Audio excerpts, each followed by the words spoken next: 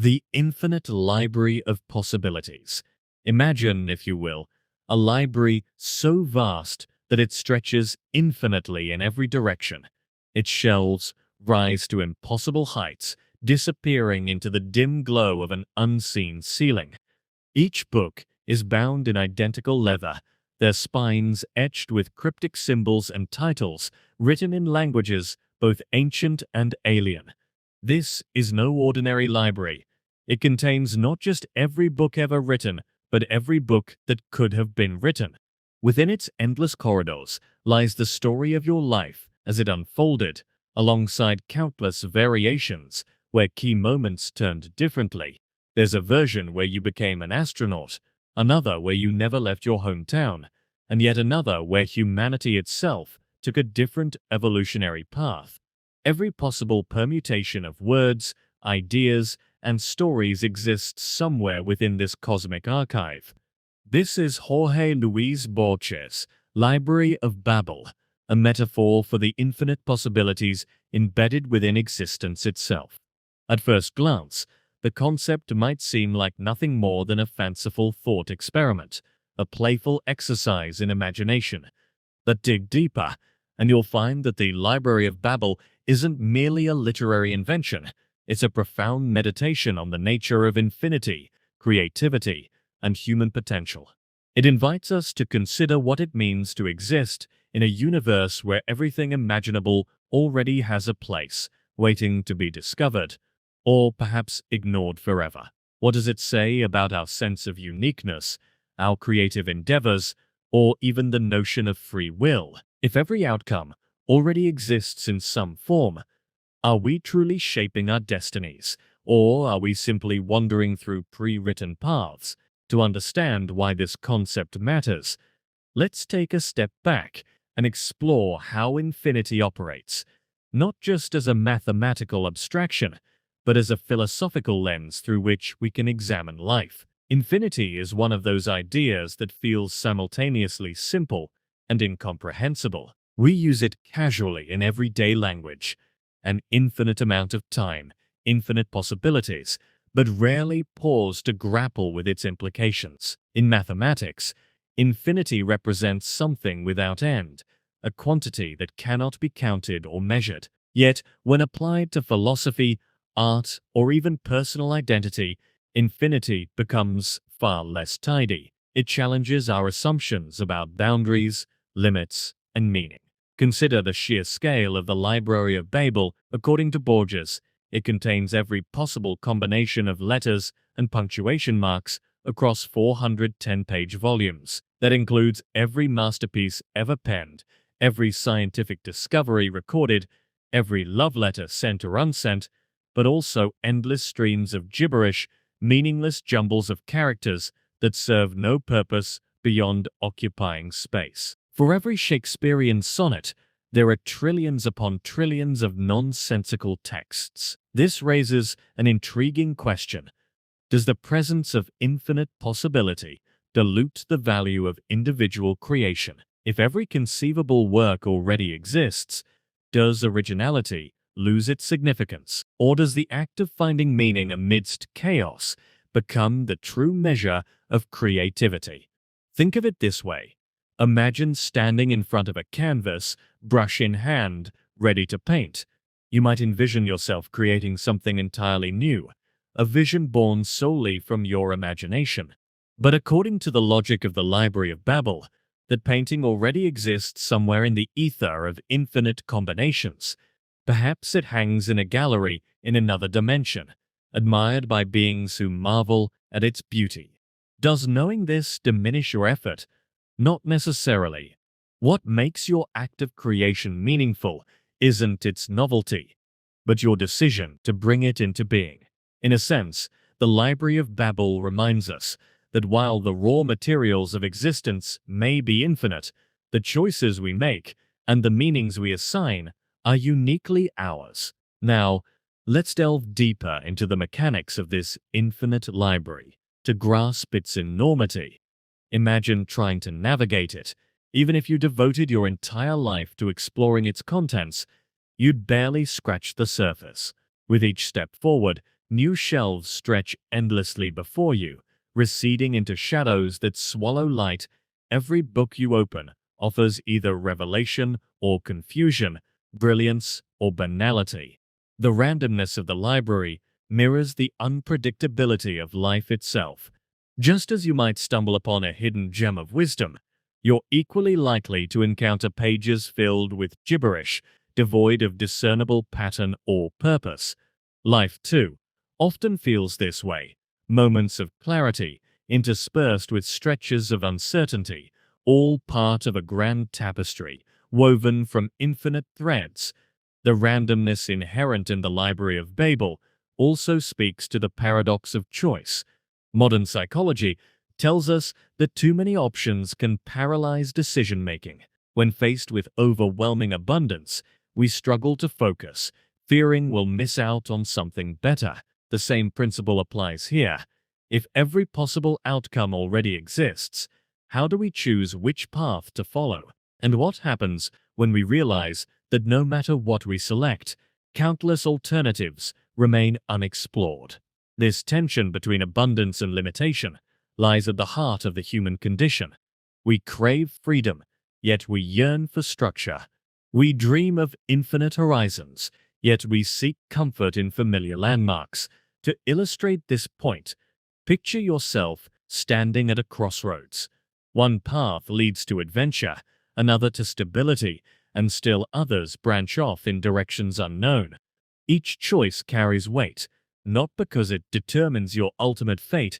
After all, the Library of Babel suggests every version of your life already exists, but because it shapes the narrative you tell yourself about who you are.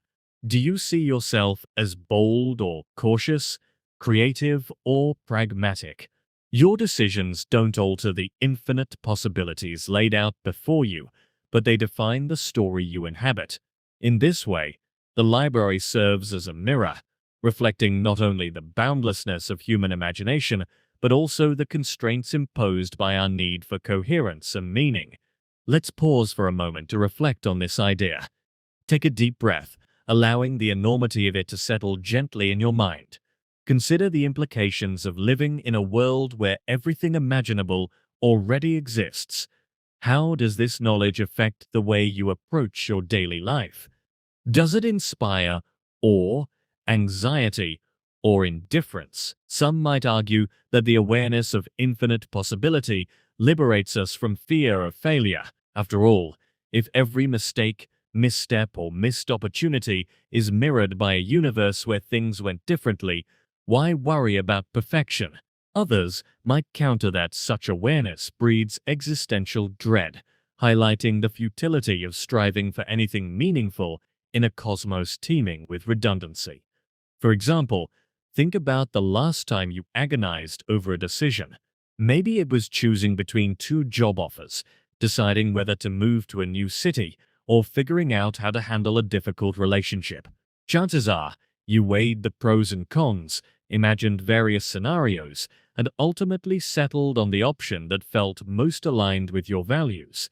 Now imagine overlaying this process with the knowledge that whichever path you chose, alternate versions of yourself pursued the opposite course.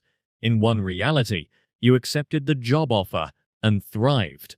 In another, you declined and discovered unexpected opportunities. Both outcomes coexist, neither negating the other. Knowing this, would you feel more at peace with your decision or less certain of its importance? This brings us to a central theme of the Library of Babel, the interplay between determinism and agency. On one hand, the library implies a deterministic worldview. If every possible outcome already exists, then our lives unfold according to predetermined scripts, leaving little room for genuine autonomy. On the other hand, the act of navigating the library, choosing which books to read, which paths to follow, suggests a degree of agency. While the content of the library is fixed, our interaction with it remains fluid. We decide which stories resonate, which ideas inspire, and which details fade into obscurity. In this sense, the library doesn't negate free will, rather it reframes it as a collaborative dance between inevitability and intention. To further illuminate this dynamic, let's turn to an analogy. Picture a river flowing steadily toward the ocean. The river's course is shaped by the landscape it traverses. Rocks, bends, and obstacles dictate its trajectory. Yet within that framework, the water moves freely, carving its own path through small shifts and eddies. Similarly, the Library of Babel provides a fixed structure, the infinite array of books and possibilities, but leaves room for individual interpretation and action. Our task is not to rewrite the script, but to find meaning within its parameters. Of course, grappling with these concepts can be unsettling. The idea of infinite possibility challenges our deeply ingrained notions of uniqueness and specialness. Growing up, we're taught to celebrate individuality, to believe that our talents, quirks, and experiences set us apart. Yet, the Library of Babel suggests that none of us are truly unique in the grand scheme of things. Somewhere in its labyrinthine halls, someone else shares your exact thoughts, feelings, and memories. They may live in a slightly altered version of your reality, but their essence mirrors yours perfectly. Does this realization diminish your sense of self-worth, or does it expand your perspective, reminding you that connection and universality underpin human experience? To answer this question, let's consider a practical example. Suppose you write a novel, a deeply personal work drawn from years of reflection and observation. You pour your soul into its pages, convinced that it represents something wholly original. Then, one day, you stumble upon a copy of your book in the Library of Babel. At first, you feel deflated, robbed of the illusion of singularity. But as you sit with the thought, a different emotion emerges: wonder. Your novel isn't diminished by its existence elsewhere. Instead, it gains resonance. It becomes part of a larger continuum, a thread woven into the fabric of infinite expression. By embracing this perspective, you transform disappointment into gratitude, scarcity into abundance. Ultimately, the Library of Babel teaches us that meaning isn't found in rarity, but in connection. Whether we're crafting a story, making a decision, or simply existing, our actions ripple outward, intersecting with countless others in ways we may never fully comprehend. Infinity doesn't erase individuality, it amplifies it, placing our contributions within a broader context. Rather than seeing ourselves as isolated islands adrift in a sea of possibility, we can view ourselves as nodes in a vast network, linked by shared experiences and aspirations. As we prepare to transition to the next segment, allow yourself to linger in this thought. Take a moment to reflect on the infinite library within your own mind, the repository of dreams, fears, memories, and imaginings that defines who you are. How does the idea of infinite possibility shape your understanding of yourself and the world around you? Does it inspire curiosity, humility, or something else entirely? These questions will guide us as we move forward, exploring the paradoxes and mysteries that lie ahead. In the next segment, we'll confront another profound question. What happens when something seems impossible, yet must be true? Join me as we unravel the paradox of free will. Until then, let the quiet hum of these ideas lull you into a state of calm contemplation.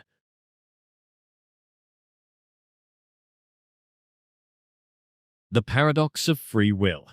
Imagine standing at a crossroads, faced with two paths. One leads to adventure, the other to stability. You pause, weighing your options, and finally make a decision. It feels deliberate, intentional, an act of free will. But was it truly yours? Or were you merely following a script written long before you arrived at that moment? This question lies at the heart of one of philosophy's most enduring mysteries, the paradox of free will. Do we genuinely choose our actions, or are they predetermined by forces beyond our control, our biology, upbringing, environment, or even fate itself? Free will is a concept so deeply embedded in our understanding of humanity that it shapes nearly every aspect of how we perceive ourselves and others. We celebrate individuals who defy odds, admire those who take bold risks, and condemn wrongdoers for their poor choices. All of this presupposes that people have the capacity to act freely, to make decisions unencumbered by external constraints. Yet, as science advances and philosophical inquiry deepens, cracks begin to appear in this seemingly self-evident truth. What if free will isn't as straightforward as it seems? What if our sense of autonomy is an illusion crafted by the interplay of genetics, neurology, and circumstance? To explore this idea further, let's break down what free will entails and why it matters. At its core, free will suggests that humans possess the ability to make independent decisions, untethered from deterministic chains. If I decide to write these words, it is because I chose to do so, not because some invisible hand compelled me.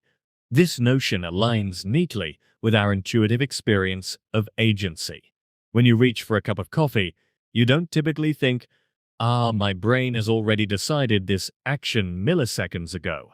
Instead, you feel in command, fully aware of your intentions and their execution. However, modern neuroscience introduces complications that challenge this comforting narrative. Studies using advanced brain imaging techniques reveal that our brains often initiate actions before we become consciously aware of them. In one famous experiment, conducted by Benjamin Libet in the 1980s, participants were asked to flex their wrists at random moments while monitoring their brain activity. The results showed that neural activity associated with the decision to move occurred approximately 350 milliseconds before the participants reported becoming aware of their intention to act. While critics debate the interpretation of such findings, they raise troubling questions about the nature of free will.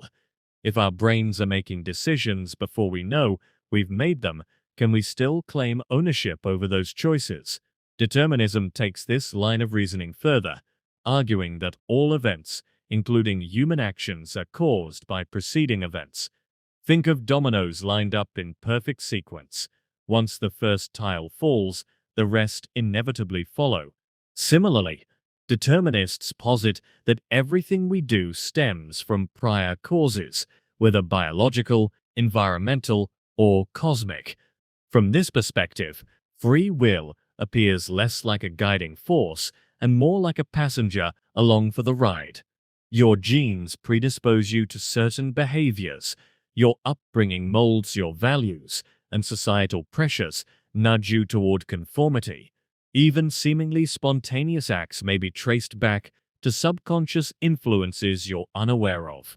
If every choice is preordained by a cascade of causality, where does freedom fit into the equation? This tension between free will and determinism forms the crux of the paradox. On one side, we have the subjective experience of agency, the feeling that we are captains of our own ships steering through life's storms. On the other, we confront evidence suggesting that much of what we consider choice is predetermined by factors outside our conscious awareness. Philosophers have wrestled with this dichotomy for centuries, proposing various frameworks to reconcile, or at least navigate, the contradiction. One prominent approach is compatibilism, which seeks to harmonize free will and determinism. Compatibilists argue that free will doesn't require complete independence from causal chains. Rather, it simply means acting according to one's desires and motivations without coercion. For instance, if you choose chocolate ice cream over vanilla because you genuinely prefer chocolate, you've exercised free will, even though your preference might stem from lifelong exposure to cocoa-based treats. In this view, freedom isn't absolute, but contextual, shaped by internal and external conditions. Opposing this stance are libertarians in the philosophical sense, not the political, who insist that true free will demands the ability to act otherwise under identical circumstances. According to this school of thought, if you could rewind time to the exact moment you chose chocolate ice cream, you must retain the option to select vanilla instead. Only then can your choice be considered genuinely free. Libertarians reject the deterministic framework entirely, asserting that human consciousness transcends physical laws and allows for genuine spontaneity. Meanwhile, hard determinists occupy the opposite end of the spectrum, dismissing free will as an illusion altogether. They contend that since every event has a cause, including mental states and decisions, there's no room for autonomous agency. Every thought, desire, and action flows inexorably from prior conditions, leaving no space for deviation. To embrace this viewpoint is to accept that morality, accountability, and personal responsibility are constructs built on shaky foundations. Each of these perspectives carries profound implications, not just for philosophy, but for ethics, law, psychology, and even everyday relationships. Consider the ramifications of rejecting free will. If our actions are predetermined, does morality lose its meaning? After all, holding someone accountable presupposes that they had a choice in their behavior. Punishing a criminal assumes they could have acted differently. Rewarding kindness implies the giver voluntarily extended compassion. Without free will, these distinctions blur, reducing ethical judgments to mere reactions to inevitable outcomes. Take, for example, the legal system. Courts rely heavily on the assumption that defendants bear responsibility for their crimes. Sentencing guidelines factor in intent, remorse, and rehabilitation potential, all concepts predicated on the belief that individuals can exercise control over their actions. But if free will is an illusion, should punishment focus on deterrence and societal protection rather than retribution? Should prisons prioritize reform over retribution, viewing offenders as products of circumstances rather than moral agents? The erosion of free will also challenges interpersonal dynamics. How do we relate to others when we recognize that their words and deeds may arise from forces beyond their control? Empathy becomes complicated when we realize that hurtful comments or selfish actions might stem from ingrained patterns rather than malicious intent. Forgiveness takes on new dimensions when we acknowledge that apologies may reflect conditioned responses rather than sincere regret. Yet, despite these unsettling possibilities, many find solace in embracing free will, even if its existence remains uncertain. Believing in free will grants us agency, purpose, and a sense of authorship over our lives. It fuels ambition, inspires creativity, and fosters resilience in the face of adversity. Knowing that we can shape our destinies, however modestly, provides motivation to strive for better futures. Conversely, denying free will risks fostering nihilism, apathy, or fatalism, the belief that nothing we do truly matters because everything is preordained. Interestingly, psychological research suggests that belief in free will correlates positively with prosocial behavior. Studies indicate that individuals primed to doubt free will exhibit reduced willingness to help others, increased aggression, and diminished moral accountability. By contrast, reinforcing the idea of free will enhances cooperation, honesty, and altruism. Whether or not free will exists objectively, its subjective perception plays a crucial role in shaping human interactions and societal cohesion. Returning to the analogy of the crossroads, imagine revisiting that moment armed with knowledge of the free will debate. Would awareness of determinism alter your decision-making process? Knowing that your brain might have already decided which path to take, would you still feel invested in the outcome? Perhaps the answer hinges less on resolving the paradox and more on reframing how we engage with uncertainty. Rather than fixating on whether free will is real, we might focus on cultivating mindfulness, intentionality, and empathy, qualities that enrich our experiences regardless of underlying mechanics. To illustrate this point, consider art. A painter brushes strokes onto canvas, each movement guided by skill, emotion, and vision. Does it matter whether her brain initiated those motions unconsciously milliseconds earlier. Her creation stands as a testament to creativity, effort, and expression. Similarly, a writer composes sentences, weaving ideas into narratives. Even if their thoughts emerge from neural processes beyond conscious oversight, the resulting work embodies meaning and connection.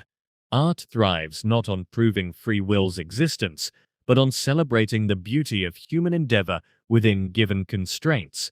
In fact, the paradox of free will mirrors another existential quandary explored in the previous segment, the Library of Babel. Just as the infinite library contains every possible combination of words, life presents endless permutations of experiences, choices, and outcomes. Our task isn't necessarily to resolve whether free will governs these selections, but to navigate them with grace, curiosity, and purpose. Whether our paths are determined or chosen, the act of walking them imbues them with significance. Before moving forward, let's pause to absorb the weight of these reflections. Allow yourself to sit quietly, letting the paradox settle gently in your mind. Picture the crossroads again, visualizing the myriad directions available to you. Feel the pull of competing impulses, the urge to act versus the recognition of influence. Does contemplating free will inspire empowerment, resignation, or something in between? These emotions form part of the rich tapestry of human consciousness, reminding us that questions themselves hold value beyond answers. Our exploration of free will naturally segues into another profound mystery, the nature of reality itself. If free will challenges our assumptions about autonomy, what happens when we question the very fabric of existence? Is the world around us as tangible and reliable as it appears, or could it be an elaborate simulation designed to deceive us? Join me as we delve into the simulation hypothesis. Until then, allow these musings to drift softly through your thoughts, carrying you toward deeper contemplation. The simulation hypothesis. What if the world around you, the stars twinkling in the night sky, the rustling leaves of trees swaying in the breeze, even the thoughts swirling in your mind, wasn't real? What if it was all part of an intricate simulation, crafted by an advanced intelligence beyond our comprehension? At first glance, this idea might sound like the plot of a science fiction novel, or a late-night philosophical debate fueled by too much caffeine. Yet, as we delve deeper into the implications of modern technology and theoretical frameworks, the notion that we're living in a simulation becomes less far-fetched and more worthy of serious consideration. The concept gained significant traction thanks to philosopher Nick Bostrom, who articulated what has come to be known as the simulation argument. In essence, Bostrom posited three possibilities regarding the nature of our reality, and one of them suggests that we are almost certainly living in a simulation. To understand why this hypothesis resonates so profoundly with contemporary thinkers, let's break down its components and explore how it challenges our assumptions about existence, consciousness, and meaning. At its heart, the simulation hypothesis asks us to entertain the possibility that everything we perceive is generated by a hyper-advanced computer program. Imagine a future where artificial intelligence, AI, and computing power have evolved to such an extent that creating fully immersive virtual worlds becomes not only feasible, but commonplace. These simulations would be indistinguishable from base reality, the original, non-simulated universe, and could host entire civilizations unaware of their synthetic origins. If such a scenario were possible, then logically, there's a chance that we are inhabitants of one of these simulated realities. To grasp the weight of this argument, consider the rapid advancements in technology over just the past few decades. Video games, for instance, have progressed from simple pixelated graphics to photorealistic environments capable of simulating weather patterns, physics, and complex social interactions. Virtual reality headsets allow users to step into digital landscapes that feel eerily lifelike. Meanwhile, quantum computers hint at computational capacities far exceeding anything currently imaginable. Extrapolate these trends forward, thousands or even millions of years, and the prospect of simulating entire universes seems less like fantasy and more like inevitability. Nick Bostrom formalized this line of reasoning into three distinct propositions, which he argued must collectively account for the nature of our reality. 1. Civilizations never reach the technological level required to run ancestor simulations. Perhaps humanity will self-destruct before achieving the necessary breakthroughs, or maybe no civilization ever develops the ability to simulate conscious beings. If true, this would mean that simulations simply don't exist because the conditions for creating them remain perpetually out of reach. 2. Civilizations do reach the technological level, but choose not to run such simulations. Even if advanced civilizations possess the capability to create simulations, they might opt against doing so due to ethical concerns, resource limitations, or other reasons. For example, simulating sentient beings raises profound moral questions. Is it permissible to subject artificial entities to suffering, especially if they believe themselves to be real? Would the creators bear responsibility for the actions and experiences of their creations? 3. We are almost certainly living in a simulation. If civilizations both achieve the technological prowess to run simulations and choose to do so prolifically, the number of simulated realities would vastly outnumber base reality. Statistically speaking, the odds of being born into the original universe become astronomically low. Therefore, unless we can definitively rule out the first two possibilities, the third option, that we inhabit a simulation, becomes the most plausible conclusion. This framework forces us to confront uncomfortable truths about the nature of existence. If the simulation hypothesis holds water, then everything we know, our memories, emotions, relationships, and sense of self, is potentially fabricated. The ground beneath our feet, the air we breathe, the people we love, all of it could be lines of code executed within a cosmic algorithm. But does this realization diminish the value of life, or does it recalibrate our understanding of meaning itself? To explore these implications, let's examine how the simulation hypothesis intersects with fundamental aspects of human experience. One immediate question arises: if we're in a simulation, does anything truly matter? On the surface, the answer might seem bleak. If our lives are scripted by unseen programmers, then concepts like free will, morality, and purpose appear hollow. After all, how can we hold ourselves accountable for actions dictated by pre-written algorithms? How can we find fulfillment in achievements that may ultimately serve someone else's agenda? Yet, this perspective overlooks an important nuance.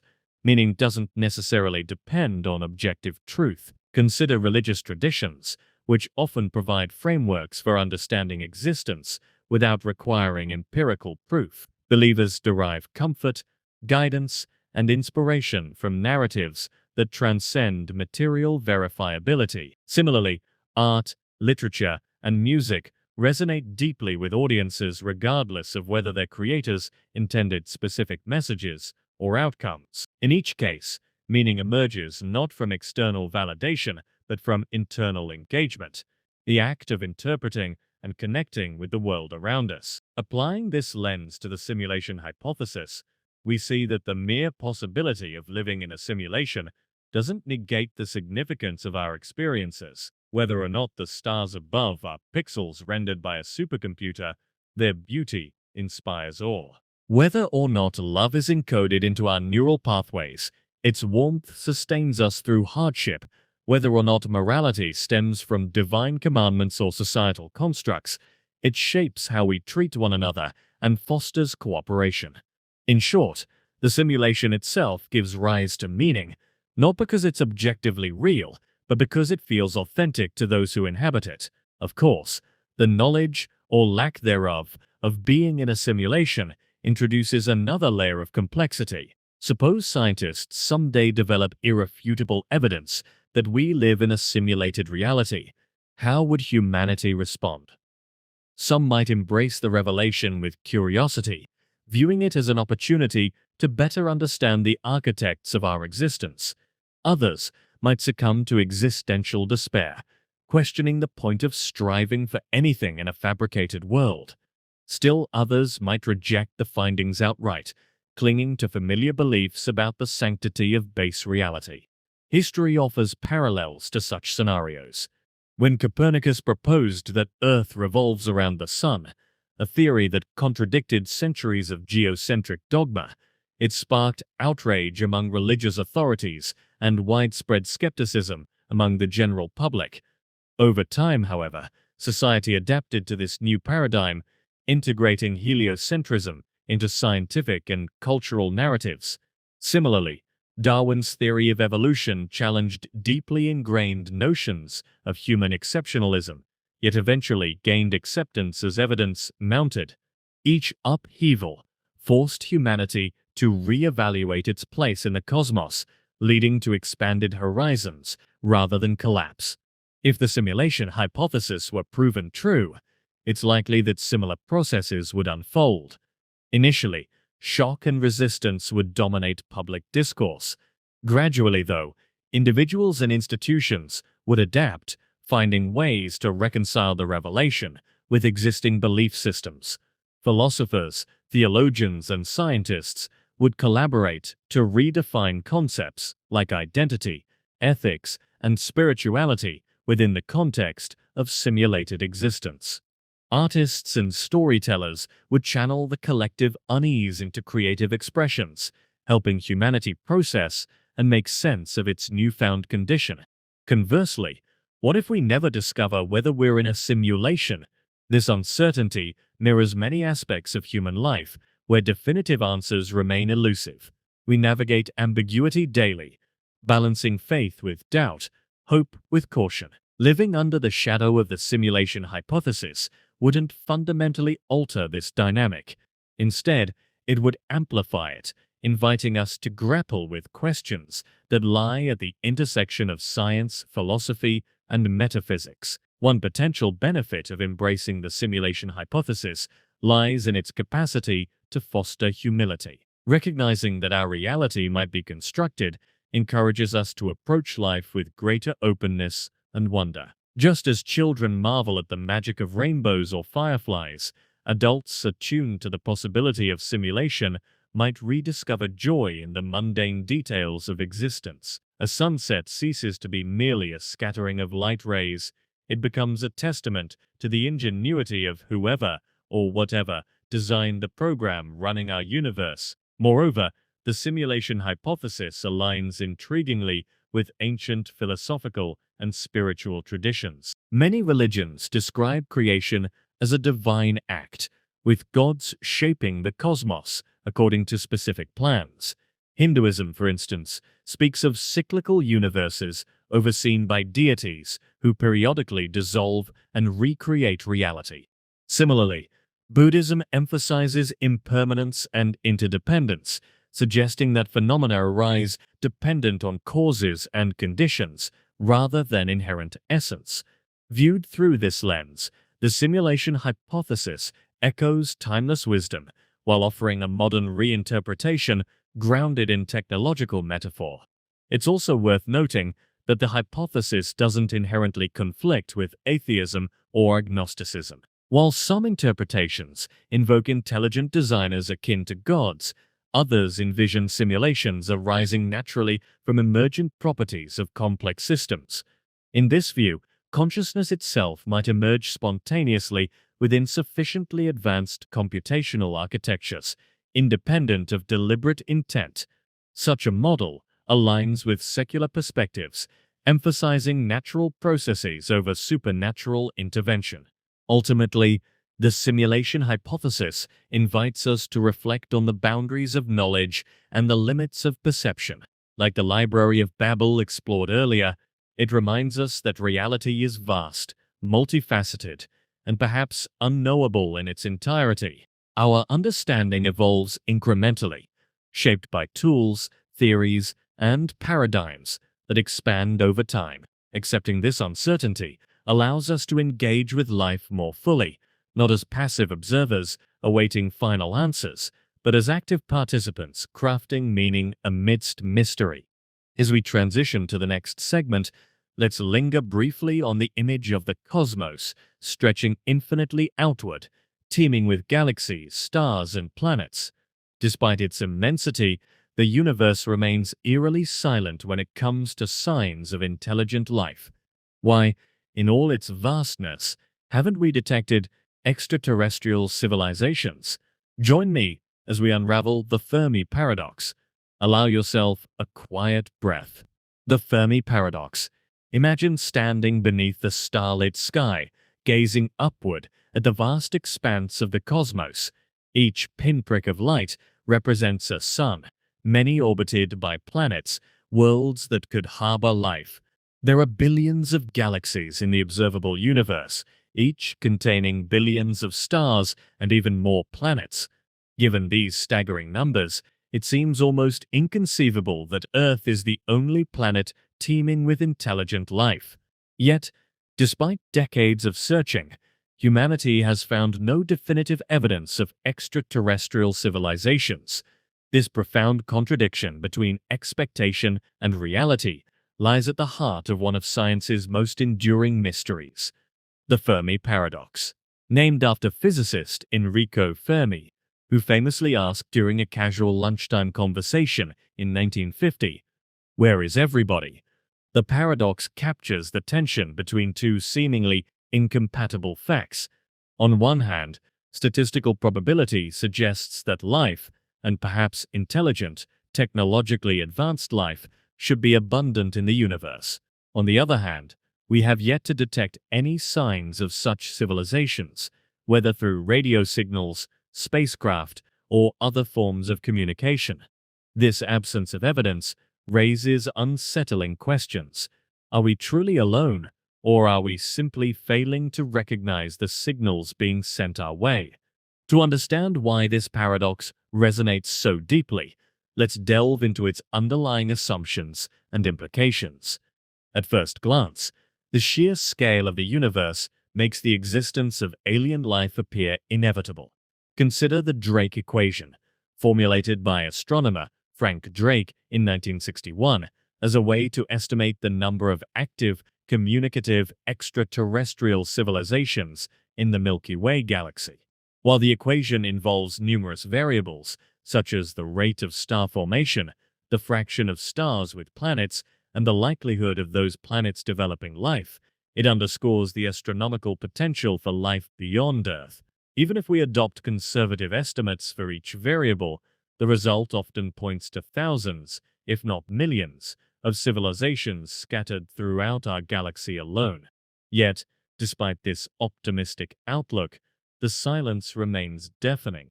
Humanity has employed various methods to search for extraterrestrial intelligence SETI, including scanning the skies for artificial radio transmissions, analyzing anomalies in stellar behavior, and investigating unexplained phenomena like UFO sightings. So far, none of these efforts have yielded conclusive proof of alien existence. This lack of contact creates a cognitive dissonance. How can the universe be so vast, so full of possibilities, and yet offer no tangible evidence of others sharing it with us? One possible explanation for this paradox is that advanced civilizations may self-destruct before achieving interstellar communication or exploration. History offers sobering parallels. Humanity itself has flirted with extinction multiple times, from nuclear brinkmanship during the Cold War to ongoing environmental crises threatening global stability. Perhaps technological progress carries inherent risks, leading civilizations to collapse under the weight of their own innovations. If true, this would mean that intelligent life is fleeting, a brief flicker against the backdrop of cosmic time. Another hypothesis posits that extraterrestrial civilizations might deliberately conceal their presence. Known as the zoo hypothesis, This theory suggests that advanced beings intentionally avoid contact with less developed species, much like humans refrain from interfering with wildlife in protected reserves. From this perspective, Earth could be part of a galactic sanctuary, observed but left undisturbed to evolve naturally. Alternatively, aliens might employ technologies far beyond our comprehension, rendering their activities invisible to current detection methods. For instance, they might communicate using quantum entanglement or manipulate dark matter in ways we cannot yet perceive. A third possibility is that we are looking in the wrong places or interpreting the data incorrectly. Our search for extraterrestrial intelligence has largely focused on electromagnetic signals, particularly radio waves, because they travel vast distances and can carry complex information. However, what if alien civilizations rely on entirely different modes of communication? Perhaps they use neutrinos, gravitational waves, or some form of energy unknown to us. Additionally, our understanding of what constitutes life is inherently Earth-centric. We assume that life requires liquid water, carbon-based chemistry, and temperate climates, but alien organisms might thrive under radically different conditions, making them difficult to identify. The implications of the Fermi paradox extend far beyond scientific curiosity. They touch upon existential questions about humanity's place in the universe. If we are indeed alone, then our significance takes on a new dimension. Earth becomes not just a pale blue dot in the cosmos, but a singular beacon of consciousness and creativity, an oasis of meaning amidst an otherwise indifferent void. Such a realization could inspire awe, gratitude, and a renewed commitment to preserving the fragile miracle of life on our planet. Conversely, if we are not alone but merely unaware of other civilizations, the paradox challenges our assumptions about intelligence, communication, and evolution.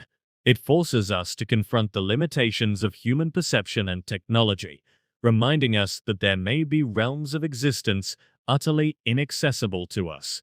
This humbling perspective invites reflection on how we define progress and success as a species.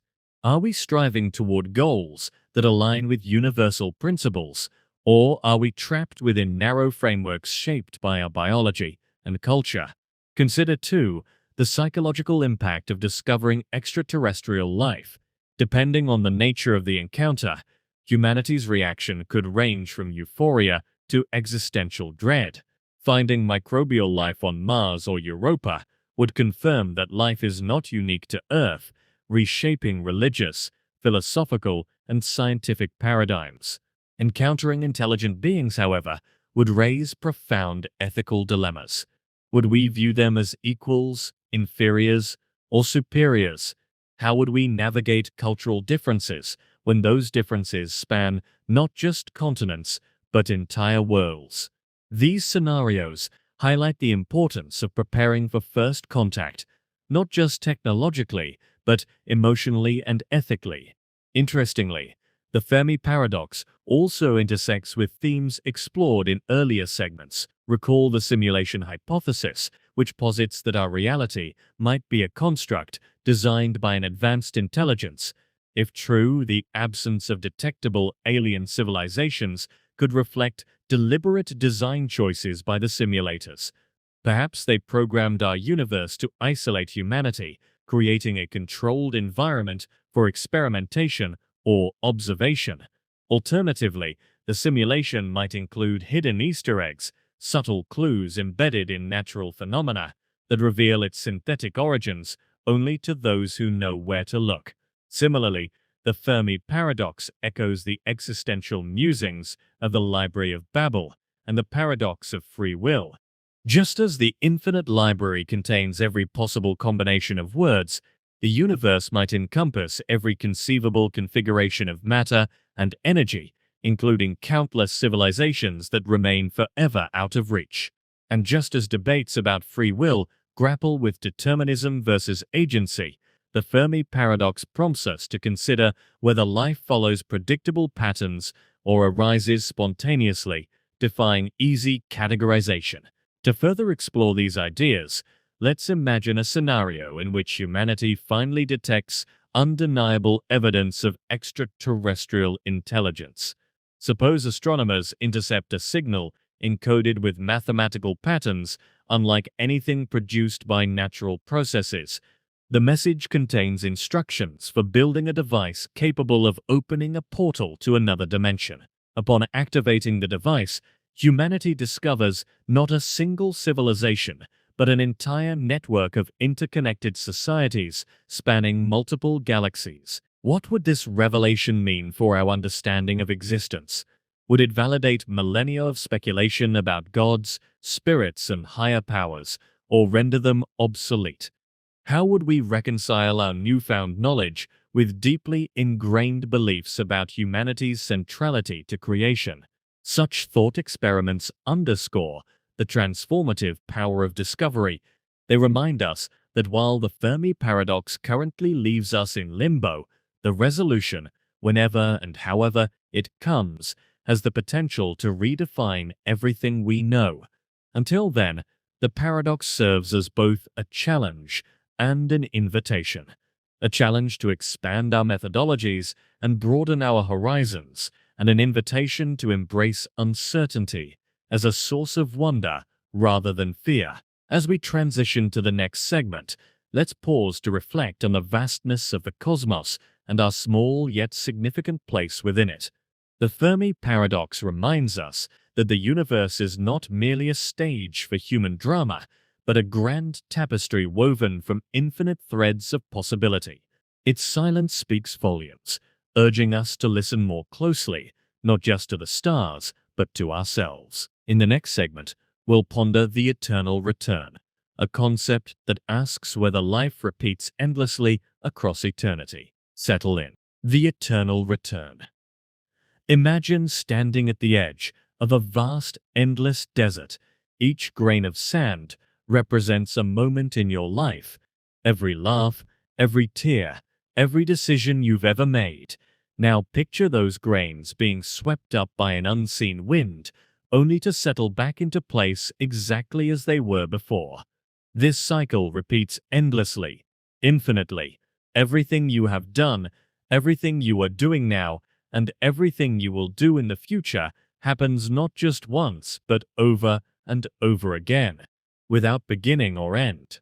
This is the idea of eternal recurrence, introduced by philosopher Friedrich Nietzsche, a concept that challenges us to confront the profound implications of living a life that loops back on itself, replaying the same events ad infinitum. At its core, the notion of eternal return posits that time is cyclical rather than linear. History does not march forward in a straight line towards some ultimate conclusion. Instead, it circles back, repeating itself endlessly. Every triumph, every failure, every mundane detail of existence occurs again and again across eternity. While physicists continue to debate whether such a model of time is theoretically possible, Nietzsche used the concept not as a scientific hypothesis, but as a thought experiment, an intellectual crucible designed to test the mettle of our values, choices, and sense of purpose. To truly grasp the weight of this idea, let's break it down further. Imagine waking up tomorrow morning, going through your day as usual, and then finding yourself reliving that exact same day again and again and again forever. Every conversation, every step you take, every fleeting emotion you experience would recur without deviation. Nothing could be changed, altered, or escaped. Would you live differently if you knew this was the case? Would the knowledge of infinite repetition inspire you to savor each moment more deeply, or fill you with dread at the prospect of endless monotony? Nietzsche believed that contemplating eternal recurrence revealed something fundamental about how we approach life. He argued that most people drift through their days without fully embracing the significance of their actions. We often act out of habit, complacency, or fear, failing to live authentically or passionately. But what if every choice carried the weight of eternity? What if every joy, every sorrow, Every act of kindness or cruelty echoed across infinite iterations of existence. In this light, the concept becomes less about the mechanics of time and more about the ethics of how we choose to live. The implications of eternal return ripple outward, touching nearly every aspect of human experience. One immediate question arises: how would we reconcile joy and suffering under such a framework? On one hand, knowing that moments of happiness would recur endlessly might inspire deep gratitude. A single sunrise, shared laughter with a loved one, or the quiet satisfaction of completing a meaningful task could take on cosmic significance when viewed through the lens of eternity. These experiences wouldn't just belong to the present, they would stretch across all time, becoming part of the fabric of existence itself. On the other hand, the inevitability of suffering poses a darker challenge. Pain, loss, regret, all these burdens would also repeat infinitely. Could we endure the thought of reliving heartbreak, illness, or failure over and over again? Or would the sheer weight of eternal suffering crush our spirits? Nietzsche saw this tension as central to the human condition. To embrace eternal recurrence, he argued, required a kind of radical acceptance, not denial of pain, but acknowledgement of its place within the larger tapestry of life. Only by affirming both joy and suffering could we achieve what he called amor fati, or love of fate, a willingness to say yes to life in its entirety, without reservation or resentment. This duality between gratitude and despair is where the true power of the eternal return lies. It forces us to ask difficult questions about what we value and why. If you knew your life would repeat endlessly, would you strive to make it richer, fuller, more aligned with your deepest aspirations? Or would you succumb to nihilism, dismissing effort as futile in the face of inevitable repetition? The answer, Nietzsche suggested, depends on whether we view eternity as a curse or a blessing. Consider, for example, two hypothetical individuals faced with the same realization of eternal recurrence. The first person reacts with horror, unable to bear the thought of reliving even their happiest moments indefinitely. They withdraw from life, paralyzed by the futility of striving in a world where nothing truly changes. The second person, however, embraces the idea with resolve. Knowing that every action matters eternally, they commit themselves wholeheartedly to living authentically, pursuing passions, nurturing relationships, and creating beauty wherever they can. For this individual, eternity becomes not a prison, but a canvas, an opportunity to paint their existence with bold, vibrant strokes. Of course, the practical application of eternal recurrence extends beyond abstract philosophy. It invites us to examine our daily lives with fresh eyes. How many of us go through our routines mechanically, half aware of the passage of time? We scroll through social media, watch television, or engage in trivial distractions, rarely pausing to consider whether these activities reflect who we want to be. Yet, if we imagined each moment as part of an infinite loop, would we still waste hours on pursuits that bring no lasting fulfillment? Or would we prioritize experiences that resonate deeply, leaving behind a legacy worth repeating? To illustrate this point, think about the last time you faced a significant decision. Perhaps it involved choosing between stability and risk, comfort and growth, or selfishness and sacrifice. At the time, you likely weighed the pros and cons based on short-term outcomes. Will this choice make me happy? Will it lead to success or failure? But what if you reframed the question in terms of eternity? Would you still pursue wealth at the expense of integrity if you knew you'd relive the consequences endlessly? Would you trade fleeting pleasure for enduring connection if you understood that every interaction carried infinite weight? These reflections remind us that while the eternal return may never be proven scientifically, its value as a thought experiment remains undeniable. By imagining ourselves bound to infinite repetition, we gain clarity about what truly matters. We strip away superficial concerns and focus on the essence of our being, the values, relationships, and actions that define us.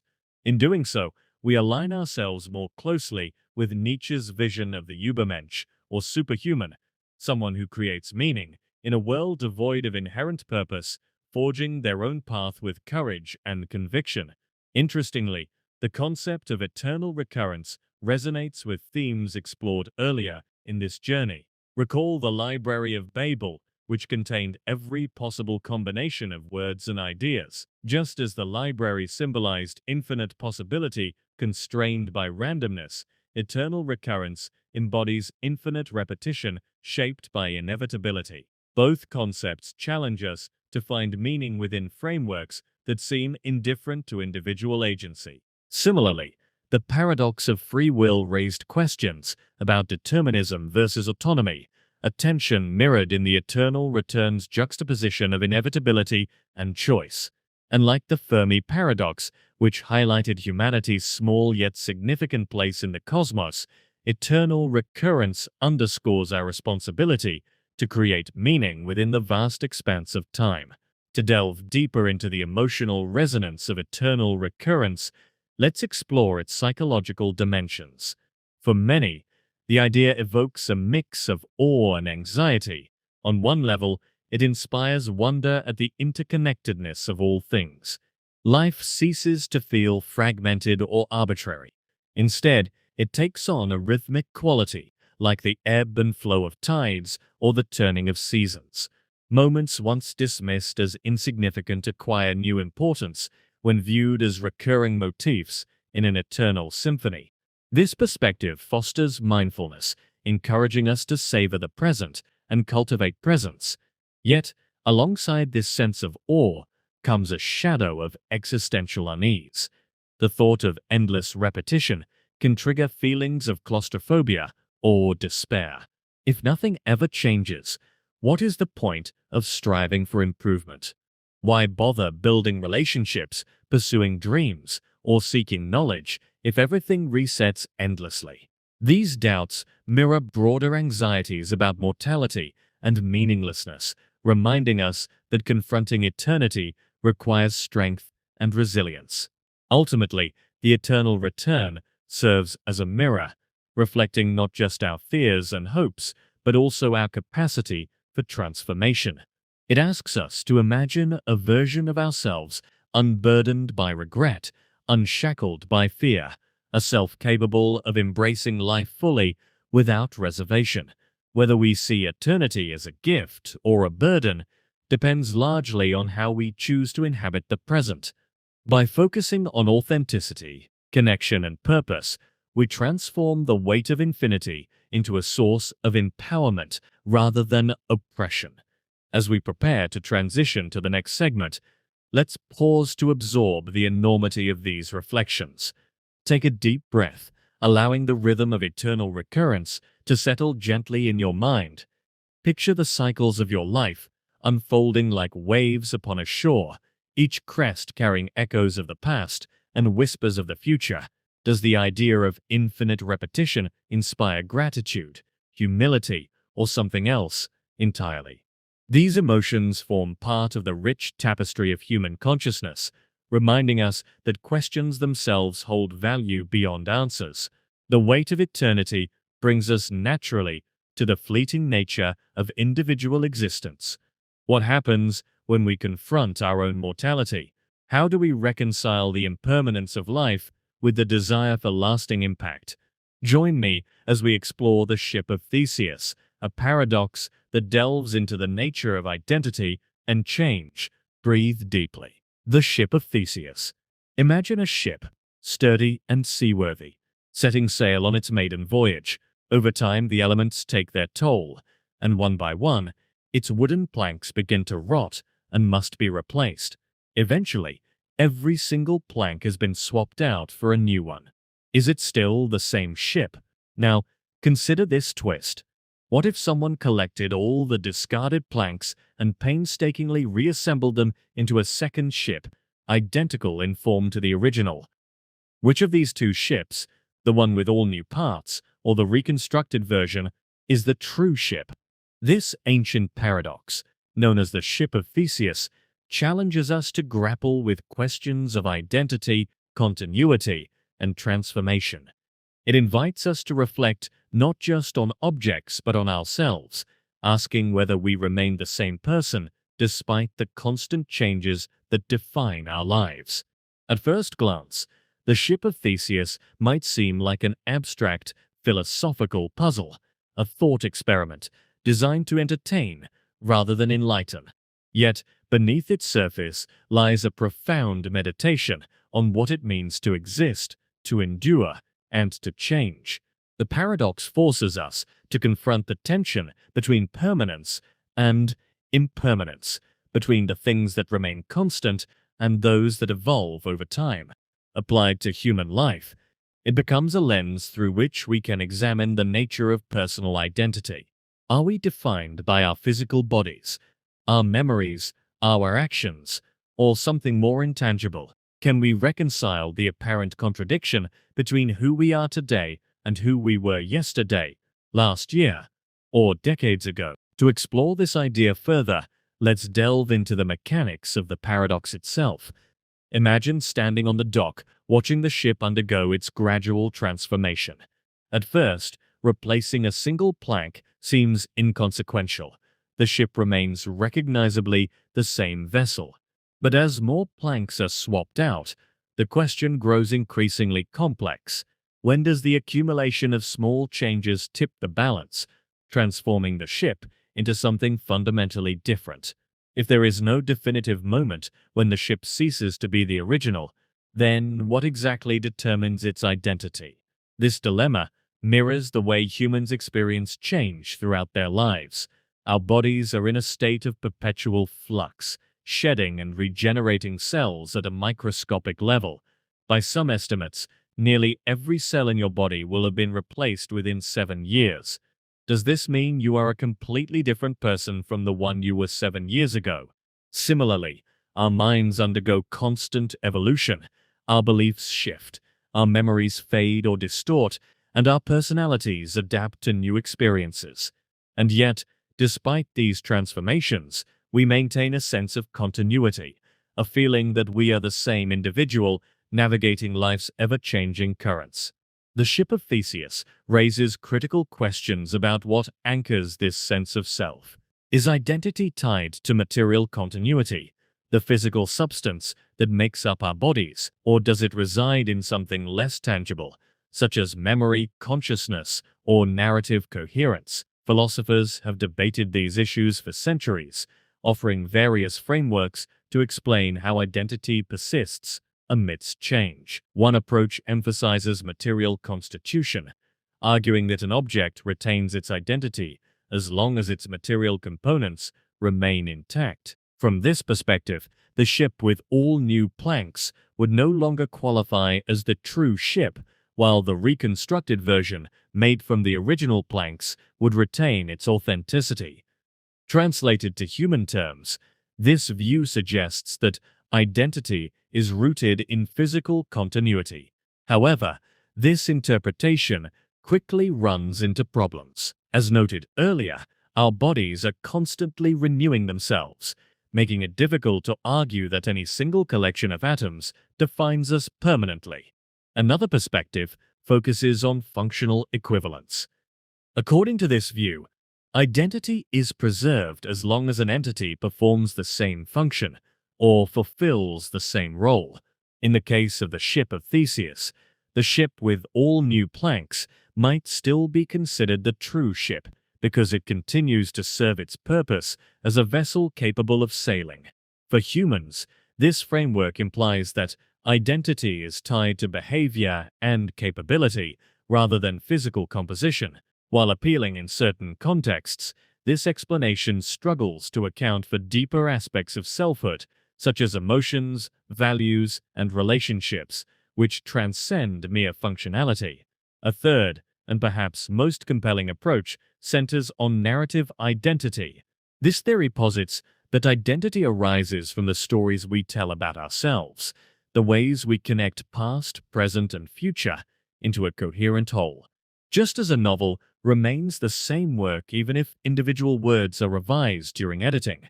So too does a person retain their identity, despite incremental changes, provided the overarching narrative remains consistent. Narrative identity acknowledges the fluidity of human experience while affirming the importance of continuity. It allows room for growth and transformation without losing sight of who we fundamentally are. Yet, even this framework leaves unresolved tensions. Consider the implications of memory loss or dramatic personality shifts due to trauma, illness, or aging. If someone loses significant portions of their memory or undergoes radical changes in temperament, does their identity dissipate along with these attributes? Or does it persist in some latent form, waiting to be rediscovered? These questions highlight the fragility of narrative identity and underscore the difficulty of pinning down something as elusive as the self. To illustrate the complexity of identity, let's turn to a real-world example. Picture a musician who dedicates their life to mastering an instrument. Over decades, they develop extraordinary skill, earning recognition and acclaim. Then tragedy strikes. A neurological condition robs them of their ability to play. They can no longer perform the intricate melodies that once defined their existence. Has their identity been erased along with their talent, or do they remain fundamentally the same person, now tasked with finding new ways to express themselves? This scenario encapsulates the paradoxical interplay between permanence and impermanence. The musician's essence transcends their physical abilities, yet their identity is undeniably shaped by their craft. Similarly, consider the impact of memory on identity. Memories provide a bridge between past and present, allowing us to construct a sense of self that spans time. But what happens when that bridge collapses? Individuals suffering from dementia often struggle to recognize loved ones or recall key moments from their lives. Does this loss diminish their humanity, or does their identity endure independently of recollection? These dilemmas remind us that while memory plays a crucial role in shaping identity, it cannot fully encompass it. The Ship of Theseus also intersects with broader existential themes explored earlier in this journey. Recall the eternal return, which asked whether joy and suffering recur infinitely across eternity. Both concepts challenge us to find meaning within cycles of repetition and transformation. Just as the eternal return reframes the significance of individual moments, the Ship of Theseus invites us to reconsider how we define constancy in a world defined by flux.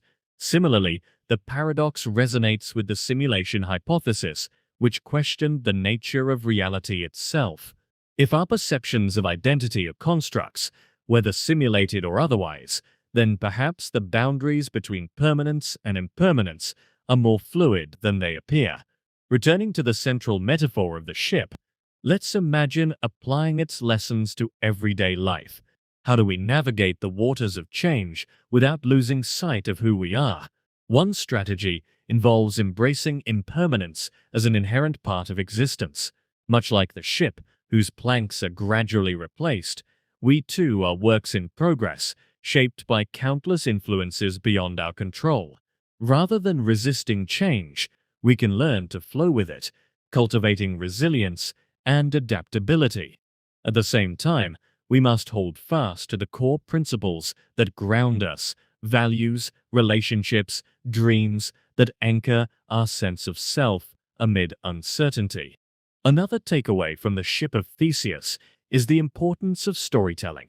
Just as reconstructing the ship requires piecing together discarded planks, so too does maintaining identity involve weaving fragments of experience into a cohesive narrative. This process is inherently creative, requiring us to reinterpret events and reinterpret ourselves in light of new information. By viewing life as an ongoing story, we gain agency over how we respond to change, transforming potential crises into opportunities for growth. Of course, grappling with these ideas can evoke conflicting emotions. On one hand, The awareness of constant transformation inspires awe at the dynamism of existence. We marvel at the capacity for renewal, for reinvention, for becoming something greater than before.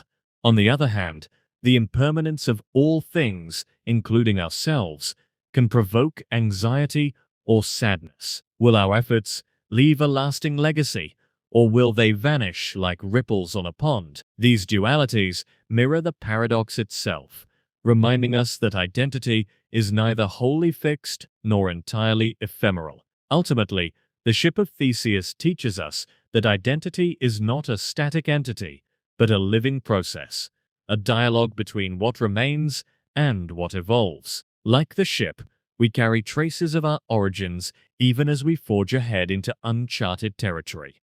Our task is not to cling rigidly to the past, but to honor it while remaining open to the possibilities of the future. In doing so, we embody the paradoxical beauty of being both continuous and ever-changing.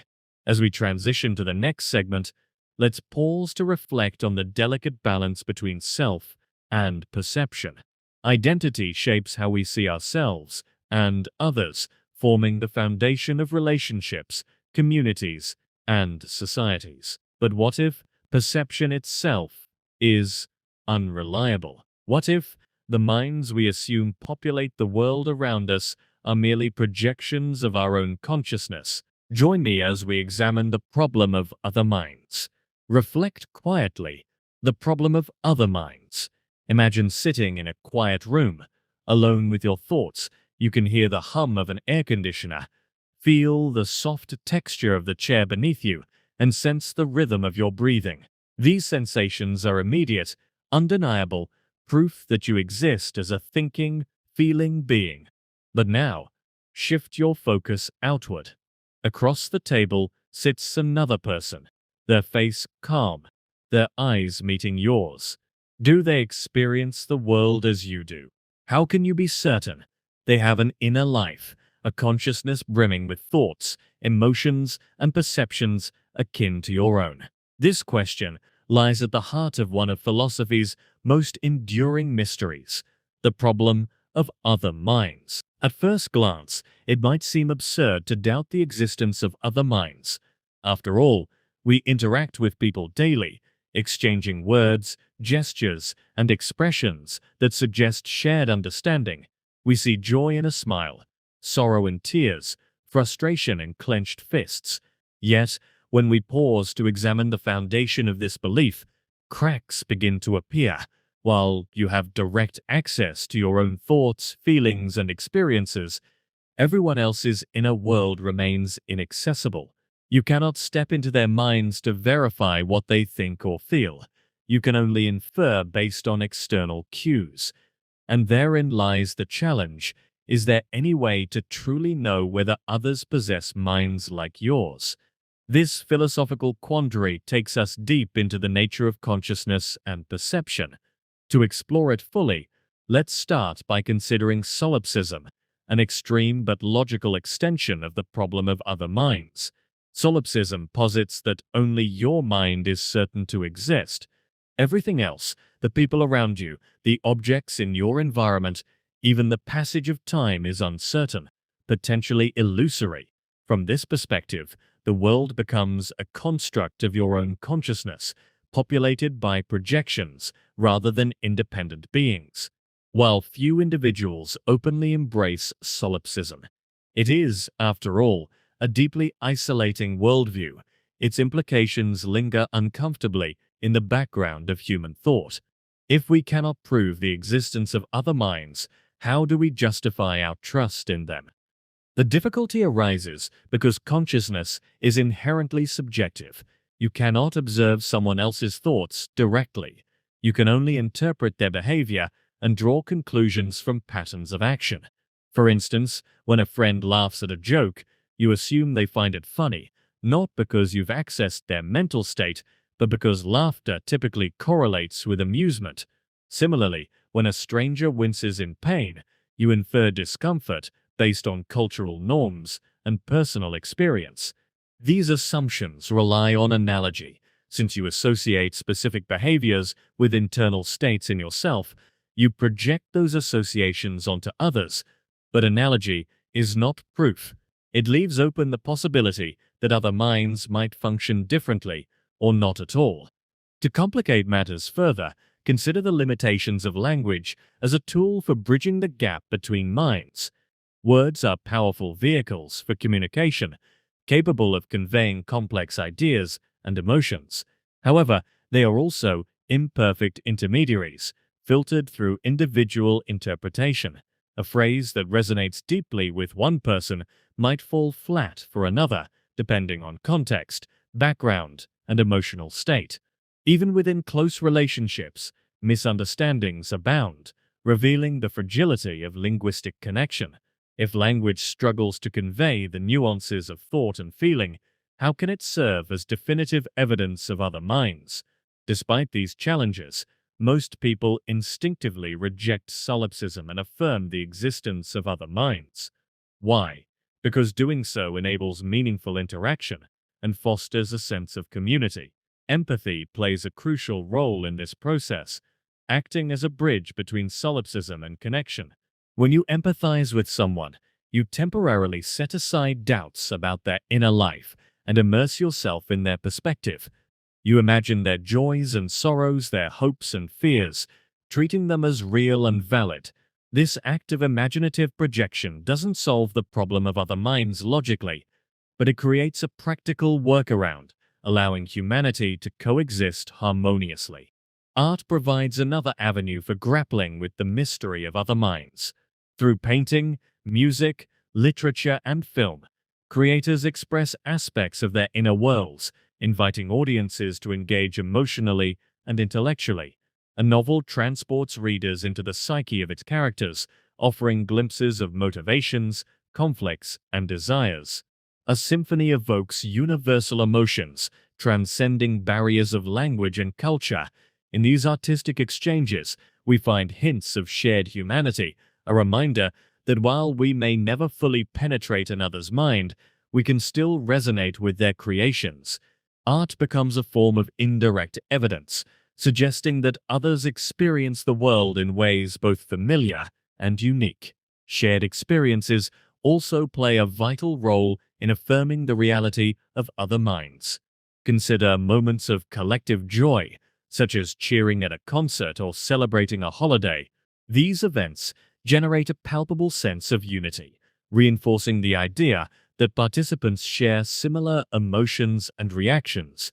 Likewise, periods of communal grief, mourning the loss of a loved one, witnessing a tragedy, highlight our interconnectedness. While these experiences don't eliminate skepticism about other minds, they make solipsism feel increasingly untenable. If every tear shed, every laugh shared were merely performances devoid of genuine emotion, the fabric of society would unravel. Yet, even as empathy, art, and shared experiences offer partial solutions to the problem of other minds, they leave lingering questions. Can we ever move beyond inference and analogy to achieve certainty? Philosophers remain divided on this issue. Some argue that the burden of proof lies with skeptics. If no compelling reason exists to doubt the existence of other minds, then provisional acceptance is reasonable. Others contend that the problem exposes fundamental limits to human knowledge, reminding us that some truths may forever elude verification. Interestingly, the problem of other minds intersects with themes explored earlier in this journey. Recall the simulation hypothesis, which questioned whether our reality is constructed by an advanced intelligence. If true, the simulated beings populating our universe might lack genuine consciousness, rendering their apparent minds mere illusions. Similarly, the ship of Theseus invited us to reflect on identity and continuity, highlighting the fluid boundaries between self and other. Both concepts underscore the precariousness of assuming anything outside our immediate awareness. To delve deeper into the implications of the problem of other minds, let's consider its psychological dimensions. On one level, the uncertainty it introduces can foster humility and curiosity. Recognizing that we cannot fully comprehend others encourages us to listen more attentively, ask better questions, and approach our relationships with openness. At the same time, however, the ambiguity can breed anxiety or alienation. If others' inner lives remain fundamentally unknowable, does connection become impossible, or does the effort to bridge the gap take on added significance precisely because success is never guaranteed? These reflections invite us to reevaluate how we relate to those around us. Rather than taking other minds for granted, we can cultivate practices that honor their complexity. Active listening, for example, involves setting aside preconceptions and focusing entirely on the speaker's words, tone, and body language.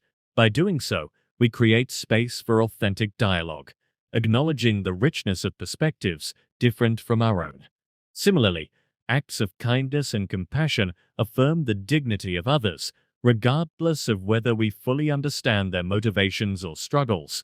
In these small but significant ways, we affirm the reality of other minds, even if certainty remains elusive. Now, let's turn to a hypothetical scenario to illustrate the stakes of this philosophical puzzle. Imagine living in a world where everyone except you lacked consciousness, a dystopian twist on solipsism. People go about their routines, speaking, working, laughing, and crying, but none of it stems from genuine thought or feeling. Their actions are predetermined scripts, devoid of spontaneity or depth. Would you notice the difference? Could you continue functioning normally, knowing that every interaction was hollow? This thought experiment underscores the centrality of other minds to human existence. Without them, life loses much of its vibrancy and purpose. Returning to the broader implications, the problem of other minds challenges us to confront the tension between isolation and connection. On one hand, consciousness is inherently private, confined to the boundaries of individual experience. On the other hand, humans crave intimacy, yearning to break free from solitude and forge bonds with others. The paradox lies in reconciling these opposing forces, recognizing the insurmountable divide between minds, while striving to transcend it through empathy, creativity, and shared endeavor. As we prepare to transition to the next segment, let's pause to absorb the enormity of these reflections. Take a deep breath, allowing the weight of the problem of other minds to settle gently in your thoughts. Picture the faces of those closest to you, the smiles, the frowns, the silences. Do you believe they harbor inner worlds as vivid and intricate as your own? Or does doubt linger, whispering possibilities you dare not entertain? These questions form part of the rich tapestry of human consciousness, reminding us that uncertainty itself holds value beyond resolution. Connecting with others requires trust in shared reality, a foundation that feels solid yet rests on shifting sands. But what if reality itself is fragmented, existing not as a unified whole, but as a kaleidoscope of probabilities? Join me as we dive into quantum superposition, a concept that blurs the lines between observer and observed, challenging our assumptions about the nature of existence. Relax your thoughts. Quantum superposition. Imagine a cat placed in a sealed box with a vial of poison, a radioactive atom, and a Geiger counter. If the atom decays, the counter triggers the release of the poison, killing the cat. If it doesn't decay, the cat remains alive. According to quantum mechanics, until someone opens the box and observes the system, the cat exists in a state of superposition. It is simultaneously alive and dead. This thought experiment, devised by physicist Erwin Schrödinger, illustrates one of the most perplexing aspects of quantum mechanics, superposition.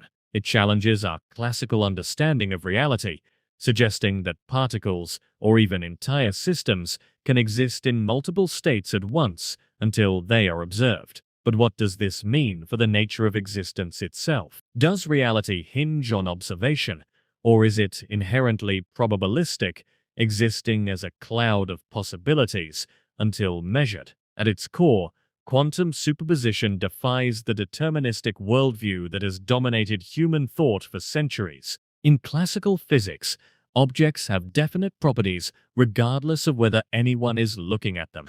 A ball rolling down a hill follows predictable trajectories governed by forces like gravity and friction.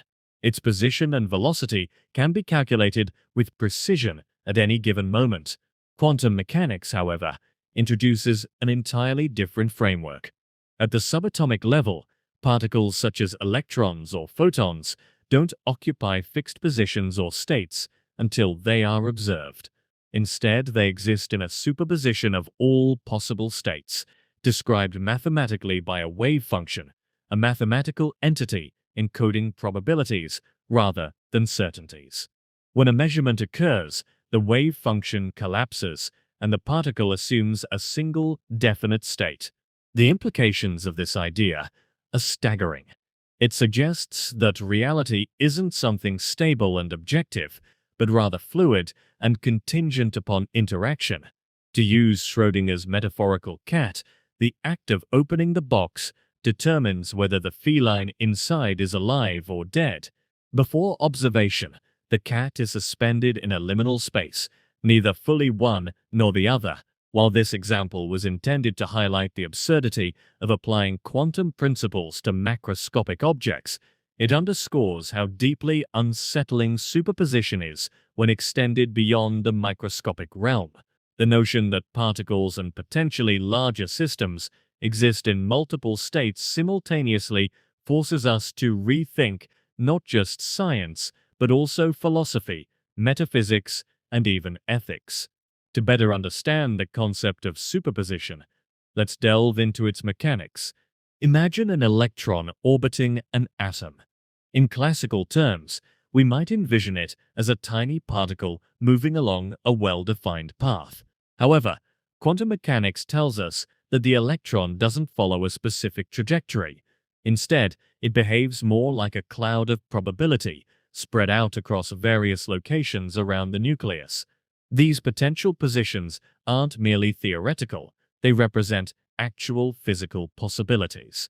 Until someone measures the electron's location, it exists in all those places simultaneously. Only through observation does the electron choose a particular spot, collapsing the wave function into a singular outcome. This behavior becomes even stranger when considering entangled particles, pairs of particles whose properties remain interconnected regardless of distance. For instance, if two entangled electrons are separated by vast distances and one is measured to have spin-up, the other will instantaneously assume spin-down, no matter how far apart they are. Albert Einstein famously referred to this phenomenon as spooky action at a distance, rejecting the idea that information could travel faster than light. Yet experiments conducted over decades have consistently confirmed the validity of quantum entanglement, leaving scientists grappling with its implications. Superposition challenges not only our understanding of matter, but also the relationship between observer. Traditionally, science views observers as passive recipients of data, detached from the phenomena they study. Quantum mechanics disrupts this paradigm, implying that observation actively shapes reality. This raises profound questions about the role of consciousness in collapsing wave functions. Does the mere act of looking somehow force particles to adopt definite states, or is there another mechanism at play, independent of human awareness? One interpretation of quantum mechanics posits that consciousness is indeed central to the collapse of the wave function. Known as the Copenhagen interpretation, this view suggests that without an observer, particles remain in superposition indefinitely. From this perspective, reality depends fundamentally on perception, an idea that echoes solipsistic philosophies explored earlier in this journey. If consciousness collapses wave functions, then the universe effectively comes into being through acts of observation. This notion blurs the distinction between subjective experience and objective truth, positioning humans, or perhaps any conscious beings, as co-creators of reality. However, many physicists reject the idea, that consciousness plays a direct role in quantum mechanics. Alternative interpretations propose mechanisms that account for wave function collapse without invoking observers. For example, the many worlds interpretation posits that every possible outcome of a quantum event actually occurs, but in separate, branching universes. In this model, Schrödinger's cat isn't both alive and dead in a single universe. Rather, it is alive in one branch of reality and dead in another. Each measurement splits the universe into countless parallel versions, each corresponding to a different result. While this explanation avoids reliance on consciousness, it introduces its own mind-bending consequences, infinite realities unfolding simultaneously, each equally real, yet forever inaccessible to one another. Another approach seeks to reconcile quantum mechanics with classical physics through decoherence theory. According to this framework, interactions between quantum systems and their environments cause wave functions to lose coherence, the quality that allows superpositions to persist. Essentially, the environment measures the system continuously, leading to the appearance of definite outcomes without requiring conscious observers. Decoherence offers a middle ground, preserving the probabilistic nature of quantum mechanics while avoiding the extremes of either solipsism or infinite multiverses. Regardless of which interpretation prevails, the implications of quantum superposition extend far beyond the laboratory. They invite us to reconsider foundational assumptions about determinism, free will, and causality. Classical determinism holds that every event has a cause, forming a chain of inevitability stretching back to the origins of the universe. Quantum mechanics disrupts this narrative, introducing randomness and uncertainty at the most fundamental level. Particles do not behave predictably. Instead, their actions are governed by probabilities. This indeterminacy undermines the clockwork universe envisioned by Newton and Laplace, replacing it with a cosmos characterized by spontaneity and unpredictability. Moreover, quantum superposition resonates with existential themes explored earlier in this journey. Recall the paradox of free will, which questioned whether human choices arise independently or are predetermined by prior conditions. If particles exist in multiple states until observed, does this imply that human decisions similarly hover in a state of flux until crystallized by action? Could our sense of agency emerge, not from fixed trajectories, but from navigating clouds of possibility? These parallels highlight the interconnectedness of scientific discovery and philosophical inquiry, demonstrating how advances in one domain reverberate throughout others. To explore these ideas further, let's consider their psychological dimensions. Living in a world shaped by quantum uncertainty requires embracing ambiguity, a skill that challenges deeply ingrained instincts toward control and certainty. Humans crave stability, seeking patterns and explanations to impose order on chaos. Yet, quantum mechanics reminds us that beneath the surface lies a realm of radical unpredictability.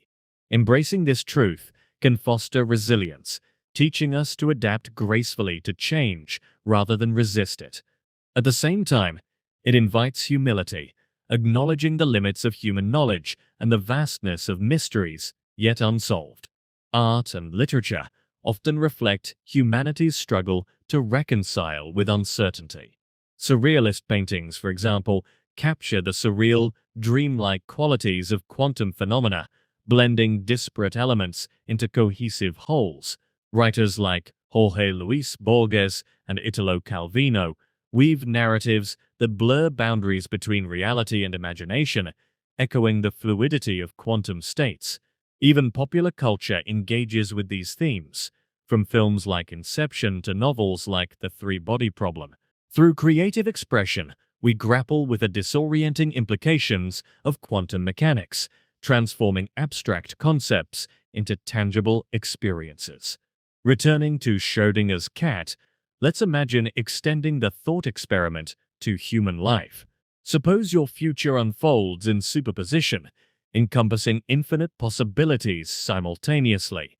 You might pursue one career path, marry a partner, and raise children, or take a completely different route, traveling the world and dedicating yourself to art. Until choices are made and paths are chosen, all options coexist in a nebulous haze of potential. Only through decisions and actions does the fog lift, revealing the contours of a specific reality. This analogy reframes life as a quantum process, where every moment brims with latent alternatives waiting to be realized. Of course, grappling with quantum superposition evokes conflicting emotions. On one hand, the idea of infinite possibilities inspires wonder and excitement. Life ceases to feel linear or predetermined. Instead, it takes on a shimmering kaleidoscopic quality, inviting exploration and experimentation. On the other hand, the inherent randomness of quantum mechanics can provoke anxiety or unease. If outcomes depend on probabilities rather than certainties, how can we plan for the future or trust in the reliability of cause and effect? These tensions mirror the paradox itself, reminding us that beauty and uncertainty often walk hand in hand. Ultimately, quantum superposition teaches us to embrace complexity and contradiction. It challenges binary thinking, urging us to hold opposites in tension rather than seeking resolution. Just as particles exist in multiple states simultaneously, so too does reality encompass myriad perspectives, truths, and interpretations. By cultivating openness to ambiguity, we align ourselves more closely with the dynamic, ever-shifting fabric of existence. As we transition to the next segment, let's pause to absorb the enormity of these reflections. Take a deep breath, allowing the uncertainty of the quantum realm to settle gently in your thoughts. Picture the infinite branches of possibility unfurling before you, each representing a version of yourself yet undiscovered. Does the absence of determinism inspire freedom, fear, or something else entirely? These emotions form part of the rich tapestry of human consciousness, reminding us that questions themselves hold value beyond answers. Uncertainty permeates the quantum realm, and perhaps our daily lives. Next, we'll explore the banality of evil, a concept that examines how ordinary people commit atrocities under certain conditions. Let this sink in. The banality of evil. Imagine sitting in a courtroom, watching a man who orchestrated the deaths of millions sit impassively before the judge. His demeanor is calm, almost bureaucratic, far removed from the monstrous image one might expect of someone responsible for such atrocities. This was the scene during Adolf Eichmann's trial in Jerusalem in 1961, where political theorist Hannah Arendt famously coined the phrase, the banality of evil. Arendt argued that Eichmann wasn't a malevolent mastermind, but rather an ordinary bureaucrat, a cog in a vast machine whose actions stemmed not from hatred or malice, but from thoughtlessness and conformity. He followed orders, adhered to protocol, and avoided questioning the moral implications of his work. In doing so, he became complicit in unspeakable horrors, embodying the unsettling truth that evil often arises not from deliberate cruelty, but from mundane indifference. The concept of the banality of evil challenges our conventional understanding of wrongdoing. We tend to associate evil with grandiosity, visions of villains plotting destruction or reveling in suffering. Yet, Arendt's analysis reveals a more insidious reality, that ordinary people, acting within systems designed to normalize harm, can perpetrate atrocities without recognizing their moral significance. Evil in this sense is not extraordinary. It is ordinary, routine, even banal. It emerges when individuals fail to critically examine their roles within oppressive structures, allowing themselves to be swept along by social pressures, institutional norms, and the seductive allure of obedience. To fully grasp the implications of this idea, let's delve deeper into its mechanics. At its heart, The banality of evil highlights how institutions and bureaucracies can obscure individual responsibility. Consider the Holocaust, where millions were systematically murdered through a complex web of policies, procedures, and personnel. No single person bore sole accountability for the genocide. Instead, countless individuals contributed small pieces to the larger machinery of death. Train operators transported victims to concentration camps, clerks processed paperwork detailing deportations, and soldiers carried out executions, all without necessarily harboring personal animosity toward Jews or other targeted groups. Each participant performed tasks they viewed as routine, compartmentalizing their actions to avoid confronting the broader consequences. This normalization of harm operates on multiple levels. On an institutional level, bureaucracies fragment responsibilities, distributing guilt across layers of hierarchy. A desk worker tasked with tallying numbers may never witness the human cost of their calculations, while a soldier ordered to fire upon civilians may rationalize their compliance as duty. On a psychological level, individuals employ cognitive dissonance to reconcile their actions with their self-image as decent, law-abiding citizens. They tell themselves that following orders absolves them of blame, or that resisting authority would be futile, or worse, dangerous. Over time, these justifications calcify into habits of thoughtlessness, eroding the capacity for moral reflection. Arendt's insights resonate beyond the specific context of Nazi Germany, offering a lens through which we can examine other instances of systemic harm. Slavery, colonialism, war crimes, corporate exploitation all involve ordinary people participating in systems that dehumanize others. The perpetrators rarely see themselves as villains. Instead, they frame their actions as necessary, justified, or inconsequential. For example, consider the transatlantic slave trade, where merchants, ship captains, and plantation owners profited from human suffering. Many likely convinced themselves that slavery was economically essential, divinely sanctioned, or simply part of the natural order. By failing to interrogate these assumptions, they perpetuated a system built on violence and oppression. Similarly, modern examples abound.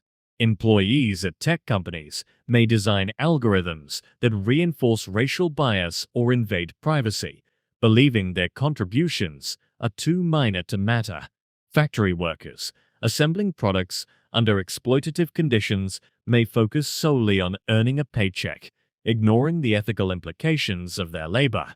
Even voters supporting policies that harm marginalized communities may do so out of ignorance, apathy, or misplaced trust in leaders. In each case, the banality of evil manifests as a failure to connect individual actions to collective outcomes, enabling harm to persist unchecked. The normalization of evil through bureaucracy and social pressure raises profound questions about responsibility. Can systems absolve individuals of accountability? If everyone involved in a harmful act claims to have been just following orders, does that exonerate them? These dilemmas underscore the tension between structural forces and personal agency. While institutions undoubtedly shape behavior, they cannot entirely erase moral autonomy. Each individual retains the power to question, resist, or refuse participation, even at great personal risk. Yet, exercising this power requires courage, critical thinking, and a willingness to confront uncomfortable truths. To explore these dynamics further, let's consider the psychological mechanisms that enable ordinary people to commit extraordinary harm. One key factor is diffusion of responsibility, where individuals assume that someone else will intervene or take ownership of ethical concerns. In large organizations, this phenomenon becomes particularly pronounced, as no single person feels directly accountable for the overall impact of their collective efforts. Another factor is dehumanization, wherein victims are stripped of their humanity, reducing them to abstract entities or statistics. When people view others as less than fully human, empathy falters, making it easier to justify harmful actions. Finally, there's the role of authority, which commands obedience through fear, coercion, or appeals to legitimacy. Studies like Stanley Milgram's famous obedience experiments demonstrate how readily individuals comply with directives perceived as coming from credible sources, even when those directives conflict with personal values. These mechanisms highlight the fragility of morality in the face of institutional pressures. They remind us that evil isn't always the result of malicious intent, but often stems from passivity, complacency, or a lack of awareness. Recognizing this reality carries significant implications for how we navigate the world. How do we resist becoming complicit in harm? What safeguards can we implement to prevent thoughtlessness from spiraling into tragedy? One strategy involves cultivating mindfulness, the practice of staying present and attentive to the ethical dimensions of our choices. Mindfulness encourages us to pause and reflect before acting, asking questions like, who benefits from this decision? Who might be harmed? Am I prioritizing convenience over justice? By fostering greater awareness, we reduce the likelihood of slipping into automatic modes of compliance. Another approach emphasizes education and dialogue, equipping individuals with the tools to recognize and challenge harmful systems. Teaching history, ethics, and critical thinking empowers people to analyze power structures, identify biases, and advocate for change. Art and storytelling also play crucial roles in combating the banality of evil. Through novels, films, plays, and visual art, creators expose the hidden costs of conformity and celebrate acts of resistance. Works like George Orwell's 1984, Margaret Atwood's The Handmaid's Tale, and films like Schindler's List force audiences to confront uncomfortable truths about authoritarianism, complicity, and resilience. These narratives serve as cautionary tales, reminding us of the dangers of blind obedience and the importance of standing up for what is right, even when it comes at great personal cost. Returning to Arendt's original observation, the banality of evil underscores the importance of vigilance. It warns against assuming that goodness is innate or inevitable, urging us instead to actively nurture moral clarity and integrity. Ordinary people are capable of both tremendous kindness and profound harm. The difference lies in whether they choose to engage critically with their circumstances or succumb to the path of least resistance. This duality reflects the paradoxical nature of humanity itself, flawed yet redeemable, fallible yet aspirational. Now, let's turn to a hypothetical scenario to illustrate the stakes of this philosophical puzzle. Imagine working for a corporation that produces cutting-edge artificial intelligence technology. Your role involves developing algorithms used by law enforcement agencies to predict crime patterns. Initially, you feel proud of your contributions, believing you're helping create safer communities. However, over time, reports emerge linking the technology to racial profiling and wrongful arrests. Colleagues dismiss these criticisms as exaggerated or unavoidable side effects of innovation. Do you continue working on the project, rationalizing your involvement as minor compared to the company's overall operations? Or do you speak out, risking your career and livelihood to expose the harm being done? This dilemma encapsulates the central challenge posed by the banality of evil, balancing pragmatic concerns with ethical imperatives. Ultimately, the banality of evil teaches us that morality is not a passive state, but an active practice. It demands ongoing effort, requiring us to remain vigilant against the creeping influence of indifference and conformity. Systems alone cannot absolve individuals of responsibility. Each of us must grapple with the ethical weight of our actions, however small they may seem. By embracing this burden, we affirm our shared humanity and reaffirm the possibility of creating a better world. As we prepare to transition to the next segment, let's pause to absorb the enormity of these reflections. Take a deep breath, allowing the gravity of the banality of evil to settle gently in your thoughts. Picture the countless moments in daily life where decisions seemingly trivial at first glance ripple outward, shaping the lives of others.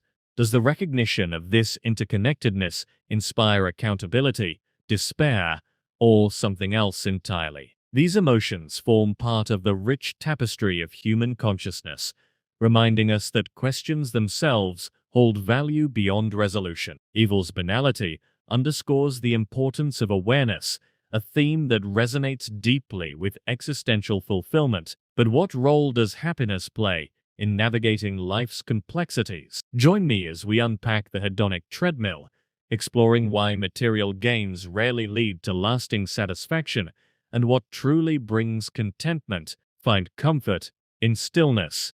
The hedonic treadmill. Imagine standing at the peak of a mountain, gazing out over a breathtaking vista.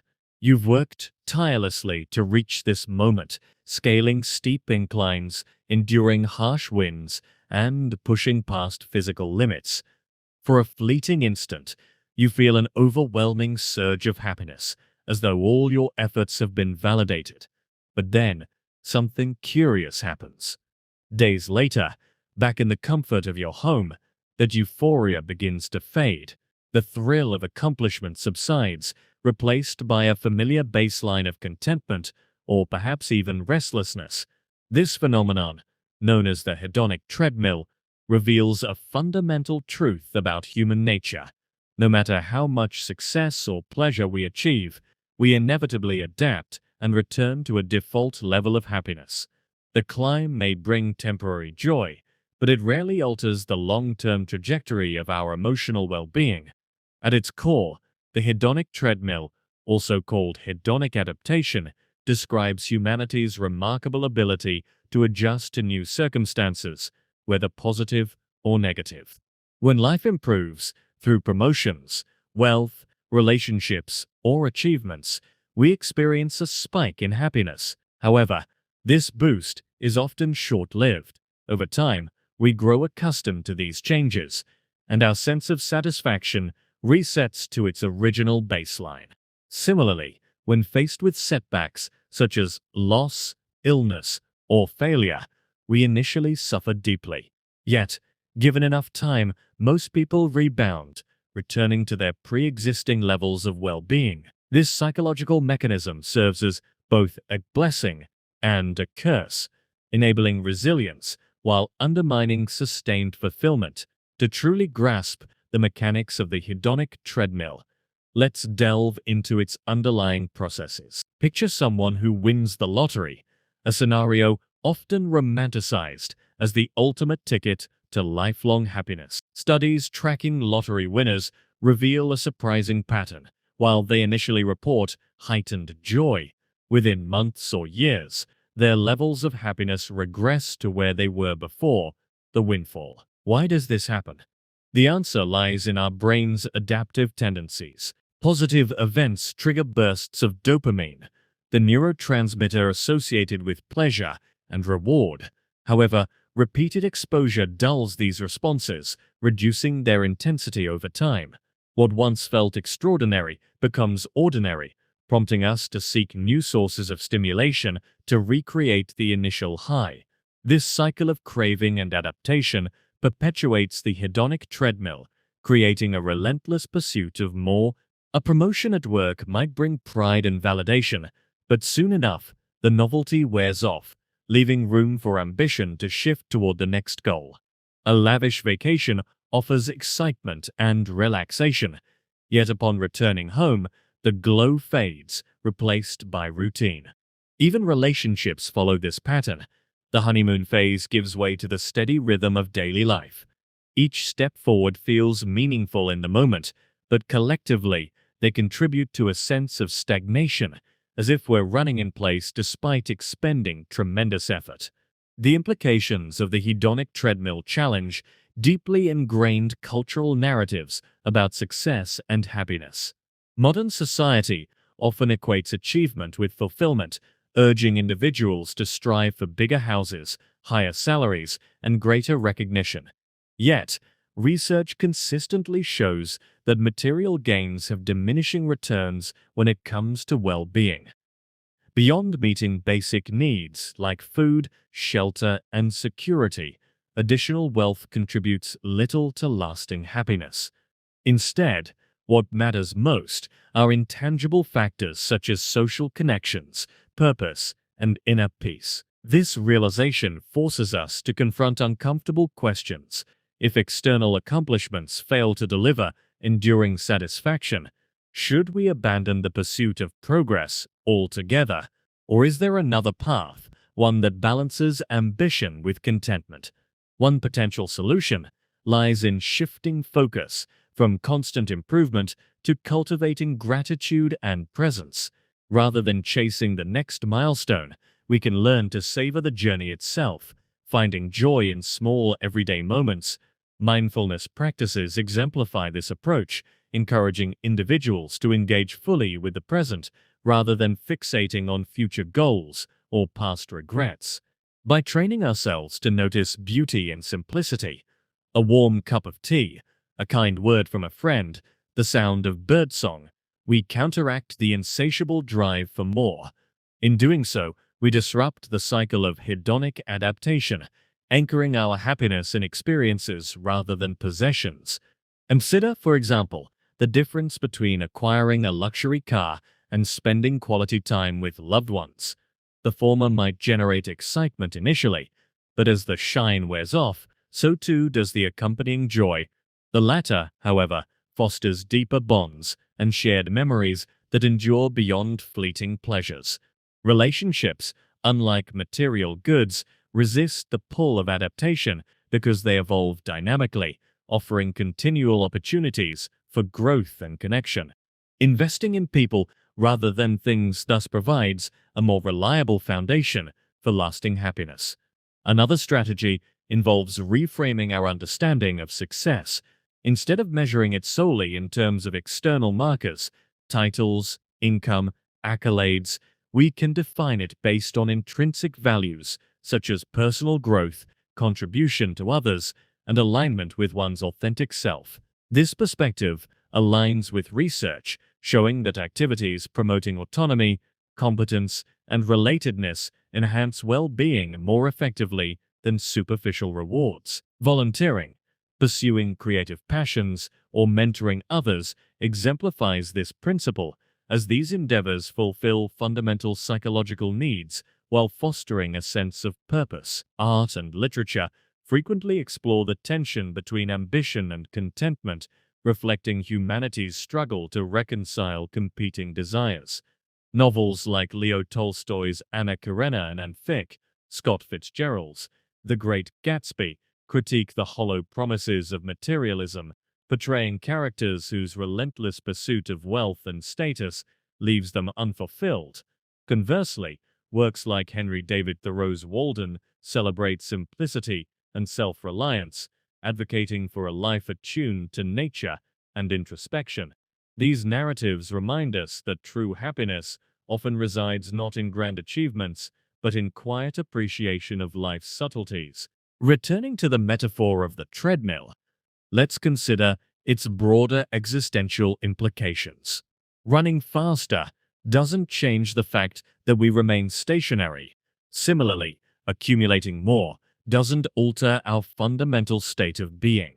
The hedonic treadmill underscores the futility of seeking permanence in impermanent things, a lesson echoed throughout philosophy and spirituality. Buddhism, for instance, teaches that attachment to transient pleasures leads to suffering, while detachment fosters inner peace.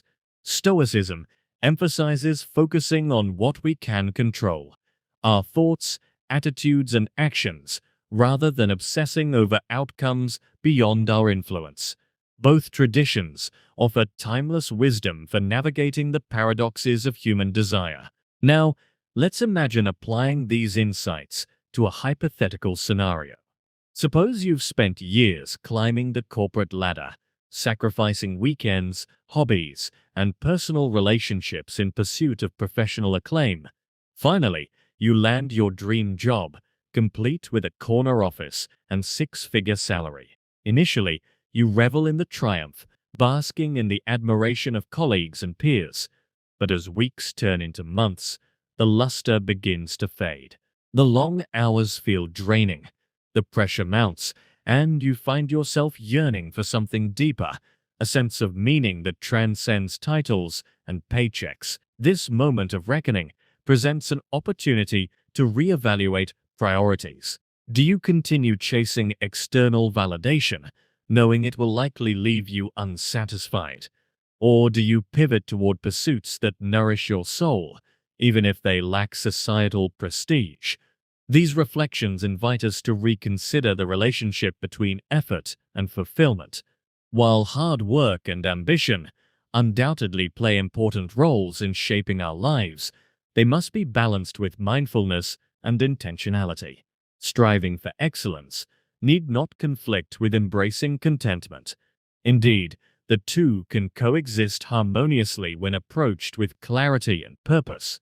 Success, then, becomes less about reaching arbitrary benchmarks and more about living authentically, aligning actions with values, and contributing positively to the world. Ultimately, the hedonic treadmill teaches us to embrace impermanence without succumbing to despair. It reminds us that happiness is not a destination, but a process, a dynamic interplay between striving and appreciating, achieving and letting go. By acknowledging the cyclical nature of desire, we gain freedom from its tyranny, choosing instead to focus on what truly matters. This shift requires courage, discipline, and a willingness to challenge societal norms, but the rewards, a richer, more meaningful existence, are well worth the effort. As we prepare to transition to the next segment, let's pause to absorb the enormity of these reflections. Take a deep breath, allowing the lessons of the hedonic treadmill to settle gently in your thoughts. Picture the countless moments in daily life where choices, seemingly trivial at first glance, shape our sense of fulfillment. Does the recognition of this delicate balance inspire gratitude, humility, or something else entirely? These emotions form part of the rich tapestry of human consciousness, reminding us that questions themselves hold value beyond resolution. Contentment invites us to embrace simplicity, a theme that resonates deeply with existential inquiry. But what defines meaningful work? Is it the act of creation itself, or the impact it has on others? Join me as we unpack the myth of Sisyphus, exploring how absurdity and defiance intertwine to create purpose. Pause and breathe. The myth of Sisyphus. Imagine a man condemned to an eternity of ceaseless, futile labor. Day after day, he pushes a massive boulder up a steep hill, his muscles straining under its weight. Just as he nears the summit, the boulder slips from his grasp and tumbles back down, forcing him to begin again. This is the myth of Sisyphus, a tale that has captured the human imagination for centuries. In Albert Camus's seminal essay, The Myth of Sisyphus, this ancient story becomes a profound meditation on the absurdity of existence. Camus argues that Sisyphus's plight mirrors our own. Life is inherently meaningless, yet it is precisely in embracing this meaninglessness that we find purpose. Through defiance and rebellion against the absurd, Sisyphus transforms his punishment into an act of triumph, a declaration that even in futility there is room for joy. At its heart, the myth of Sisyphus embodies the tension between effort and outcome, between striving and surrender. It challenges us to confront one of humanity's most enduring questions. How do we live when faced with the apparent pointlessness of our endeavors? Camus's philosophy of absurdism offers a compelling answer. Acceptance of life's inherent meaninglessness does not necessitate despair. Instead, it opens the door to liberation. By acknowledging the absence of ultimate purpose, we free ourselves from the burden of seeking it. In doing so, we reclaim agency over our lives, choosing to create meaning through acts of defiance and creation. To fully understand the implications of Camus's interpretation, let's delve deeper into the concept of absurdism. Absurdism arises from the clash between humanity's innate desire for meaning and the universe's silence in response. We are creatures wired to seek patterns, explanations, and significance, yet the cosmos offers no answers, only indifferent stars and endless voids. This dissonance creates what Camus calls the absurd, the realization that life lacks inherent purpose. But rather than collapsing into nihilism or despair, Camus urges us to embrace the absurd as a source of empowerment. By accepting the impossibility of finding ultimate meaning, we unlock the freedom to craft our own. Sisyphus serves as the quintessential symbol of this paradox. His task is objectively futile. No matter how hard he works, the boulder will always roll back down. Yet, Camus imagines Sisyphus descending the hill with a smile, fully aware of the futility of his labor, but undeterred by it. In this moment, Sisyphus transcends his punishment, transforming it into an act of rebellion. He refuses to let the god's cruelty define him, instead asserting his humanity through sheer willpower. His defiance lies not in changing his circumstances, but in choosing how he responds to them. By embracing the absurdity of his situation, Sisyphus reclaims control, turning his eternal struggle into a testament to the indomitable spirit. This perspective invites us to reconsider how we approach our own lives. Like Sisyphus, we often find ourselves engaged in tasks that feel repetitive, thankless, or devoid of lasting impact. Whether it's working a monotonous job, navigating bureaucratic red tape, or grappling with personal setbacks, much of life resembles pushing a boulder uphill only to watch it fall again. The temptation to succumb to frustration or resignation looms large. Yet, Camus reminds us that meaning is not something we discover externally, it is something we create internally. Even in the face of adversity, we possess the power to infuse our actions with intentionality, transforming drudgery into artistry. Take, for example, the experience of parenthood. Raising children involves countless hours of mundane chores, changing diapers, preparing meals, mediating sibling squabbles. These tasks rarely yield immediate gratification and often go unnoticed, yet many parents describe their role as deeply fulfilling, finding joy in small victories and moments of connection. They imbue their efforts with significance, recognizing that love and care transcend measurable outcomes. Similarly, artists pour themselves into creative projects, knowing full well that recognition may elude them. Their satisfaction stems not from external validation, but from the act of bringing something new into the world.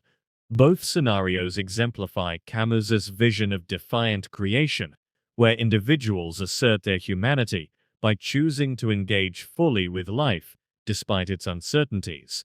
The myth of Sisyphus also resonates with broader existential themes explored earlier in this journey.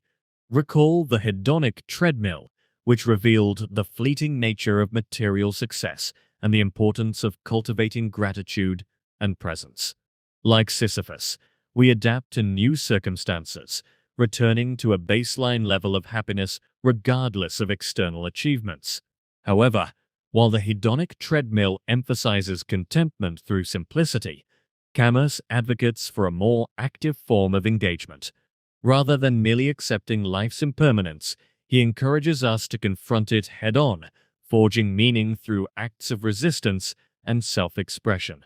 Similarly, the banality of evil highlighted how ordinary people can perpetrate atrocities by failing to question their roles within oppressive systems.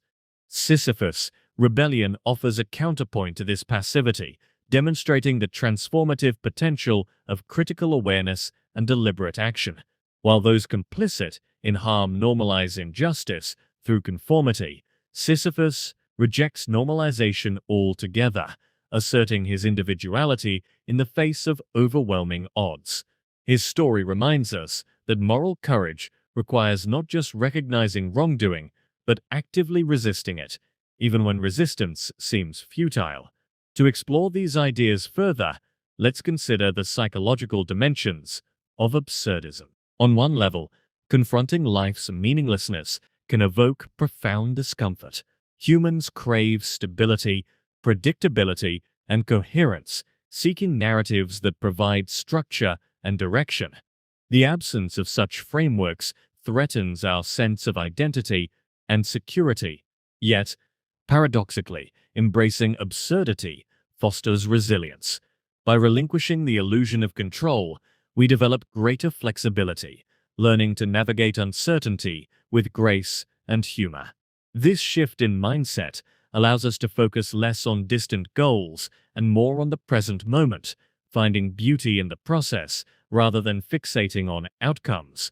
Art and literature frequently grapple with the absurd, reflecting humanity's ongoing struggle to reconcile hope with despair. Works like Samuel Beckett's Waiting for Godot and Franz Kafka's The Trial capture the surreal, disorienting qualities of an indifferent universe where characters search for meaning amidst chaos. Yet even in these bleak portrayals, glimmers of defiance emerge.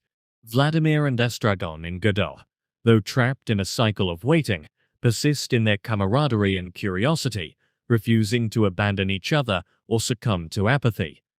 Ghost, in The Trial, despite facing incomprehensible persecution, clings to his humanity through acts of resistance, however futile they may seem.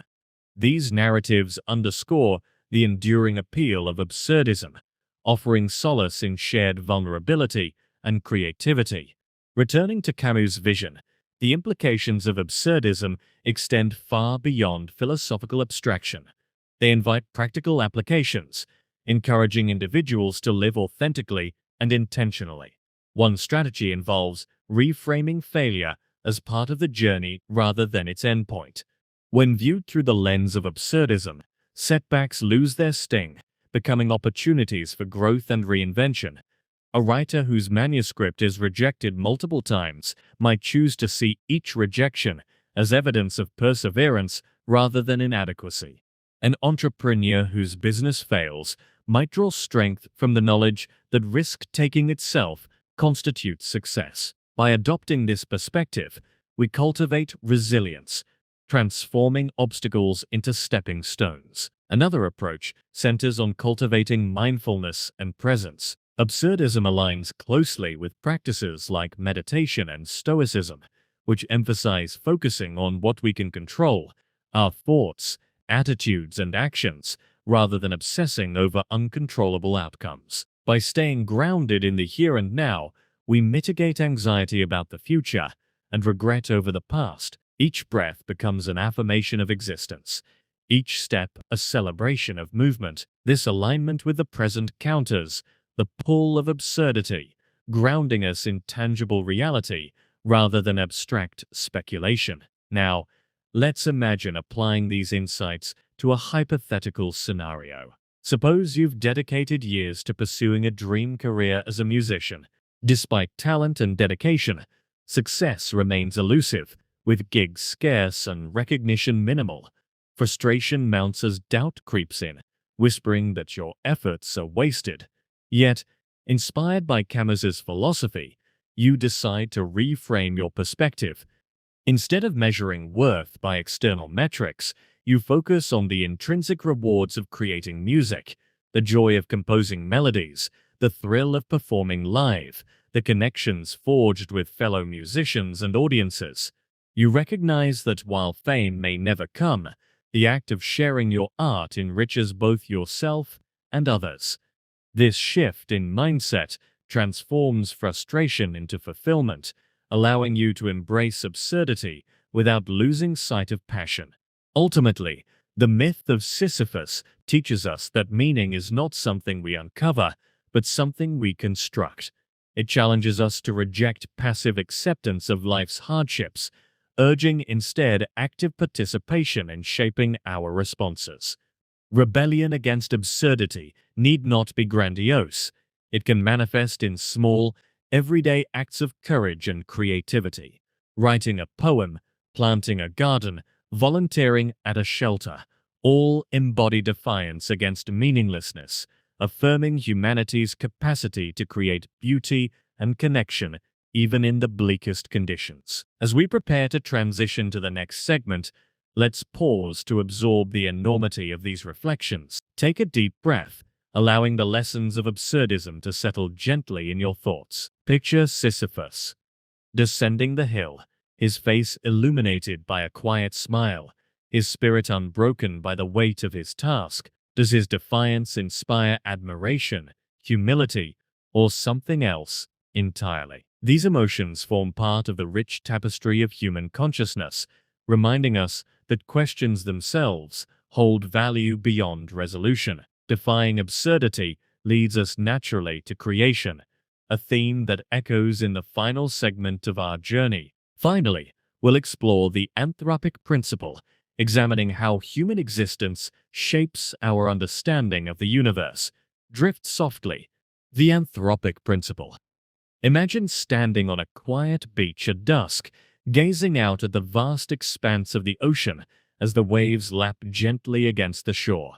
The sky above glows with hues of orange and purple, and for a moment you feel an overwhelming sense of connection, not just to the earth beneath your feet, but to the cosmos itself. You might wonder, why does the universe seem so perfectly suited for life?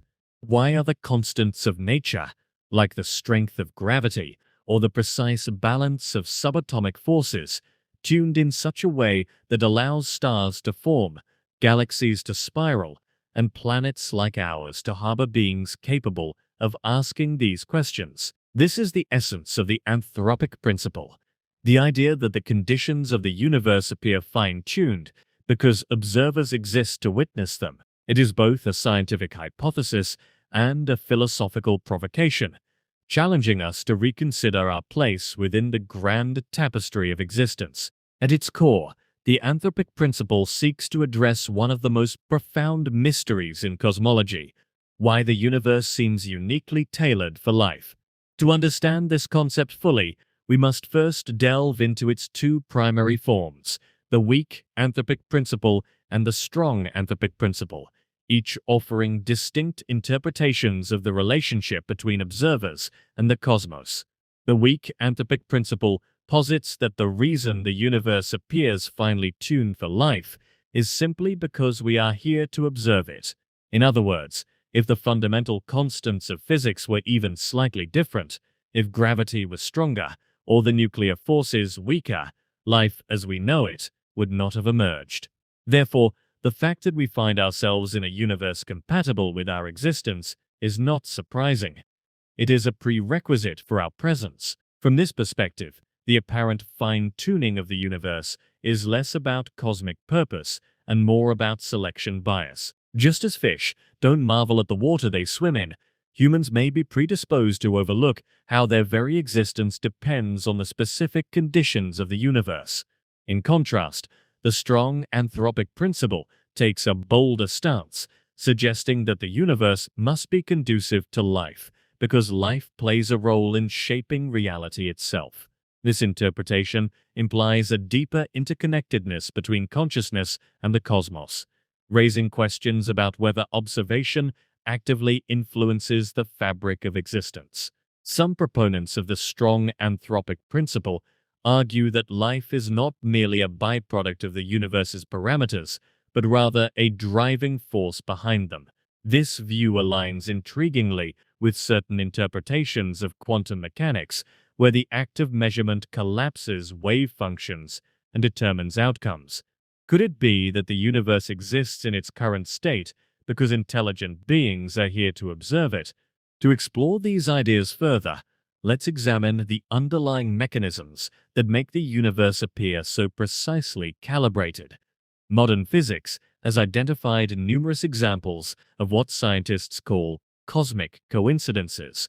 For instance, the ratio of the electromagnetic force to the gravitational force is roughly 10 circumflex 39, a staggeringly large number. If this ratio were even slightly altered, stars could not burn long enough to support complex life. Similarly, The cosmological constant, which governs the rate of expansion of the universe, is fine-tuned to an extraordinary degree. A deviation of just 1 part in 10 circumflex 120 would result in a universe that either collapses back on itself or expands too rapidly for matter to coalesce into galaxies and stars. These examples suggest that the universe operates within extraordinarily narrow margins, leaving little room for error. One possible explanation for this fine-tuning is the multiverse hypothesis, which proposes that our observable universe is just one among countless others, each governed by different physical laws and constants. In this scenario, most universes would be inhospitable to life, existing as barren wastelands devoid of complexity. However, given the sheer number of universes, some, like ours, are bound to possess the right conditions for life to emerge. From this vantage point, the anthropic principle becomes a statistical inevitability rather than evidence of design or intent. We happen to live in a Goldilocks universe, not because it was created specifically for us, but because only such a universe could produce beings capable of contemplating their origins. Yet, the multiverse hypothesis raises its own set of philosophical dilemmas. If there are infinite versions of reality, do any of them hold ultimate significance? Does the proliferation of possibilities dilute the uniqueness of our experience, reducing existence to a cosmic lottery? Or does the mere act of being aware, of observing and reflecting, imbue our particular universe with special meaning? These questions blur the line between science and metaphysics, inviting us to ponder not just the mechanics of the cosmos, but also the nature of consciousness itself. Returning to the anthropic principle, its implications extend beyond cosmology, touching on broader existential themes explored throughout this journey. Recall the Library of Babel, which contained every possible combination of words and ideas, symbolizing infinite possibility constrained by randomness. The anthropic principle mirrors this concept, suggesting that while countless configurations of the universe may exist, only those compatible with life allow for the emergence of observers. Similarly, the paradox of free will challenged deterministic frameworks, highlighting humanity's capacity to navigate uncertainty and create meaning despite inherent limitations. The anthropic principle reinforces this notion, emphasizing that our ability to ask questions and seek answers is itself a testament to the improbable harmony of the cosmos. To illustrate the interplay between observation and reality, consider the double-slit experiment in quantum mechanics. When particles such as electrons pass through 2 slits without being observed, they behave like waves, creating an interference pattern on a screen. However, when measured or observed, they collapse into discrete points, behaving like particles. This phenomenon suggests that the act of observation fundamentally alters the system under study. While debates rage over the exact nature of this interaction, the parallels with the anthropic principle are striking. Both concepts hint at a universe that responds dynamically to the presence of conscious beings, blurring the boundaries between subject and object, observer and observed. Now, let's turn to a hypothetical scenario to explore the stakes of the anthropic principle. Imagine discovering definitive proof of a multiverse, a vast array of parallel universes, each with its own unique properties. Would this revelation diminish the significance of our own universe, knowing that it is just one of many? Or would it deepen our appreciation for the rare confluence of factors that allowed life, and therefore awareness, to arise? Such knowledge would challenge traditional notions of destiny and purpose, forcing us to grapple with the implications of infinite diversity. At the same time, it would underscore the remarkable improbability of our existence, reminding us that the conditions necessary for life are exceedingly fragile. These reflections invite us to reconsider the relationship between humanity and the cosmos. Rather than viewing ourselves as passive inhabitants of a preordained universe, we can embrace the idea that our presence actively shapes reality. Whether through scientific inquiry, artistic expression, or acts of kindness, human consciousness contributes to the unfolding story of existence. Each discovery, each creation, adds texture and depth to the cosmic narrative, transforming raw potential into tangible beauty. In this light, the anthropic principle becomes not just a statement about fine-tuning, but a celebration of participation, the ways in which we engage with and enrich the world around us. Ultimately, the anthropic principle teaches us to embrace uncertainty without succumbing to despair. It reminds us that while the universe may lack inherent meaning, it offers abundant opportunities for creation and connection. By acknowledging the delicate balance of forces that sustain life, we cultivate gratitude for the improbable gift of existence.